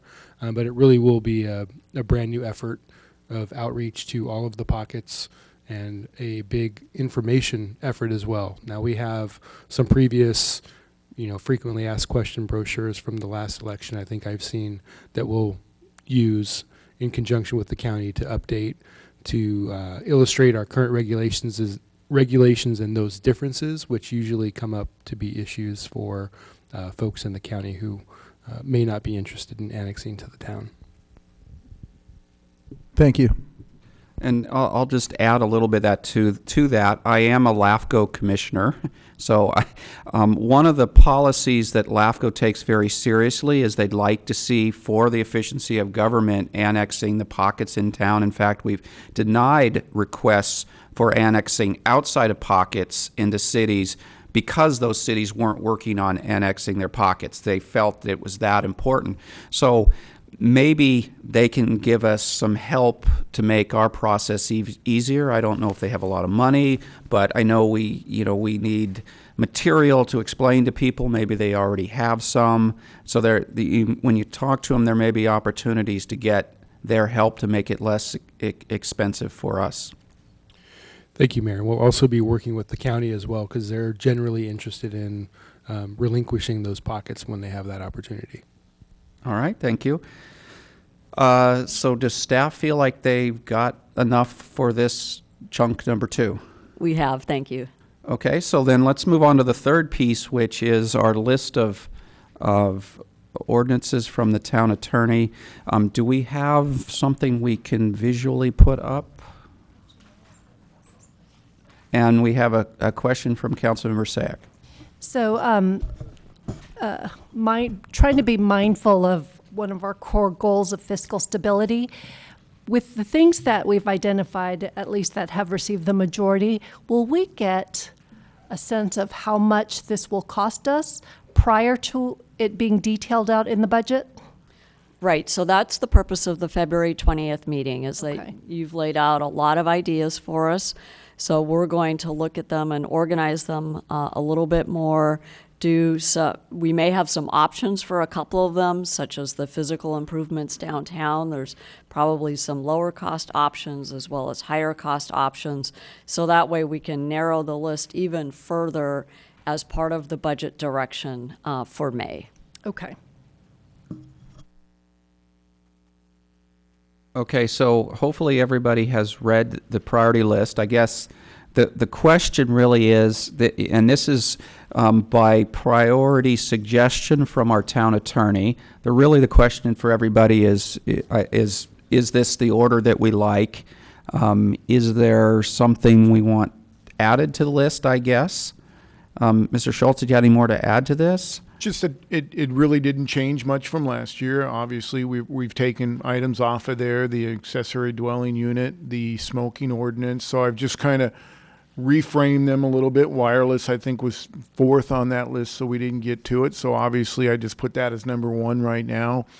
And it's more staff-driven, most of these. I don't think this year we have as many mandates as we have before, but certainly if something props up during the year that becomes a mandate, that obviously is going to jump ahead of everything else if we have to catch up with state or federal law.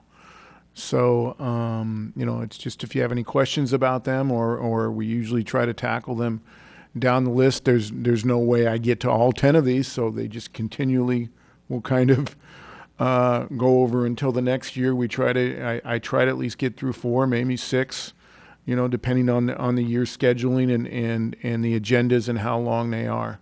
So, and I think Councilmember Spector earlier suggested that the high priorities were the ones that were state mandated. Could you let us know which on this list are state or county or anybody else mandated? The only one on that list at this point in time would be the wireless. Okay. The first one. So, council members, do you have any questions? Councilmember Spector. Thank you, Mr. Mayor. Well, my first question has just been answered. I note that the drone ordinance is number 8, and a recent experience that I had at the Levi Stadium, where a drone flew over and dropped items onto the people in the audience of the Levi Stadium, made me more aware of the potential danger from drones. And I note that's number 8. I'm not going to suggest that it be some other number, but it is something that could cause injury to our citizens and to citizens generally. And that's a perfect example. It is a dynamic list. It could easily prop up more. I think drone was probably, 6. I dropped it down because we did get some complaints the year before about drones, but we didn't quite get there. In the last year, we haven't had any or very little complaints about that. So certainly, if we receive additional complaints from citizens regarding drones and that we don't have anything that addresses it whatsoever, in this case, quite a bit of it is preempted by federal law, but certainly we could put parameters on the use of them and where they are and what needs to be done, and who the operator has to be. But again, yes, we do occasionally receive them. We had an influx of them, I think, a couple of years ago, but not this last year. And certainly, and like I said, it's a dynamic list to where, I might, if we received quite a few, I'd say to the mayor, hey, I want to put this ahead on the agenda and get it done. Okay, Councilmember Sack. I know I haven't gotten any specifics, but I do remember with drone getting a couple of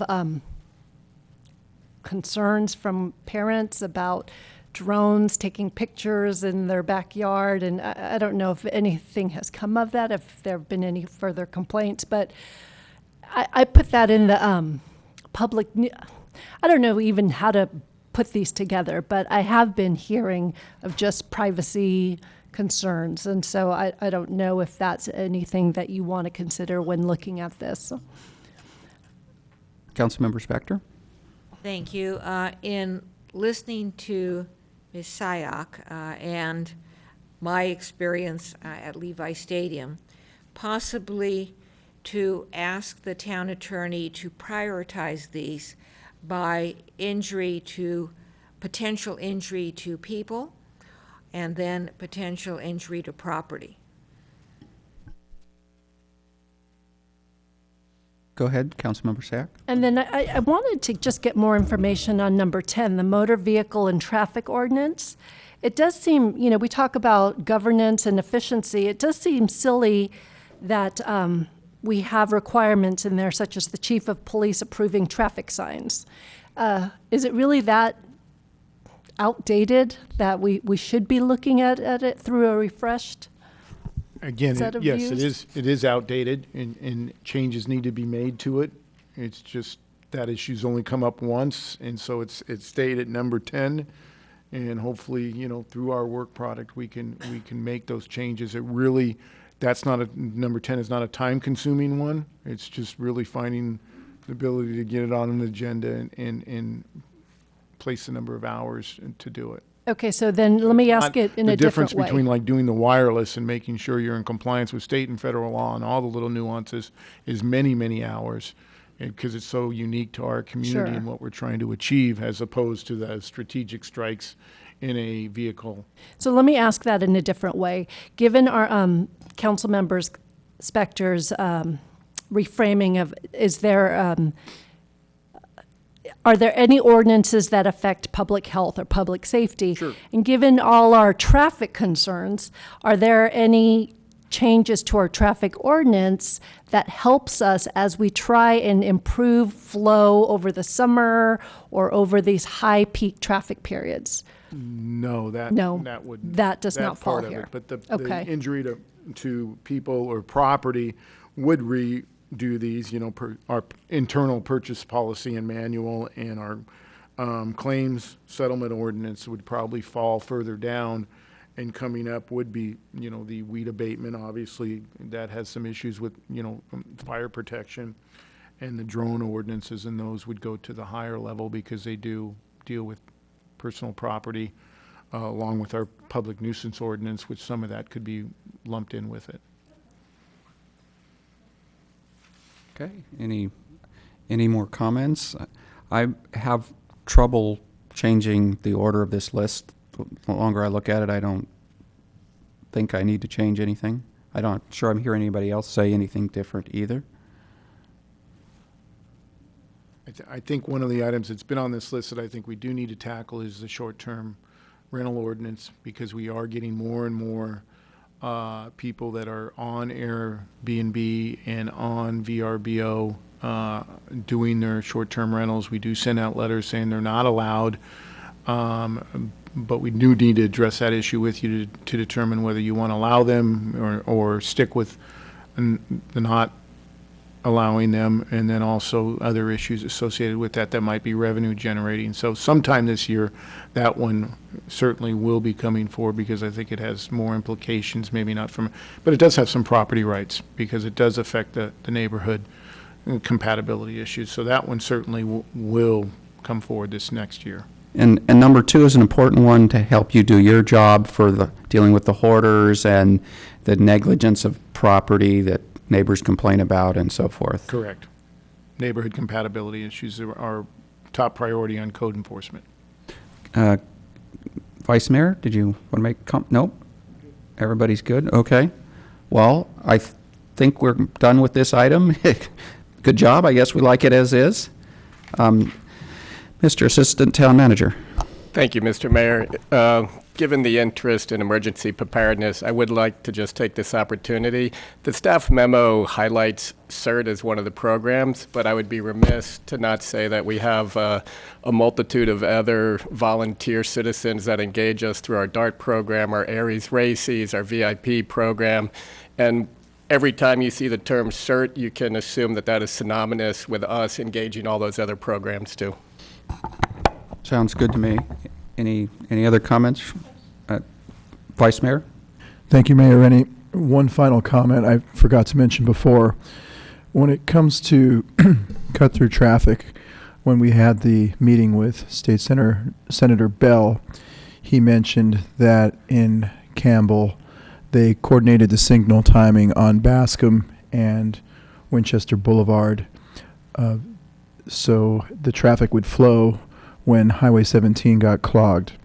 And I noticed on Los Gatos Boulevard, as well as Winchester Boulevard, particularly the area over there by the Netflix campus, Courtside, etc. I think we could benefit by coordinating the signals. I know some of them are owned by Caltrans or whatnot. Some of them are owned by us. But if we can work to get the flow of the traffic during, well, really any time of day, the commute hours, the beach traffic, or when we have those storms and Highway 17 gets backed up, it would be very beneficial to our community. So I just wanted to add that as on my wish list. Okay, any further comments? Anything else from staff? So sounds like we should be adjourned then. Thank you.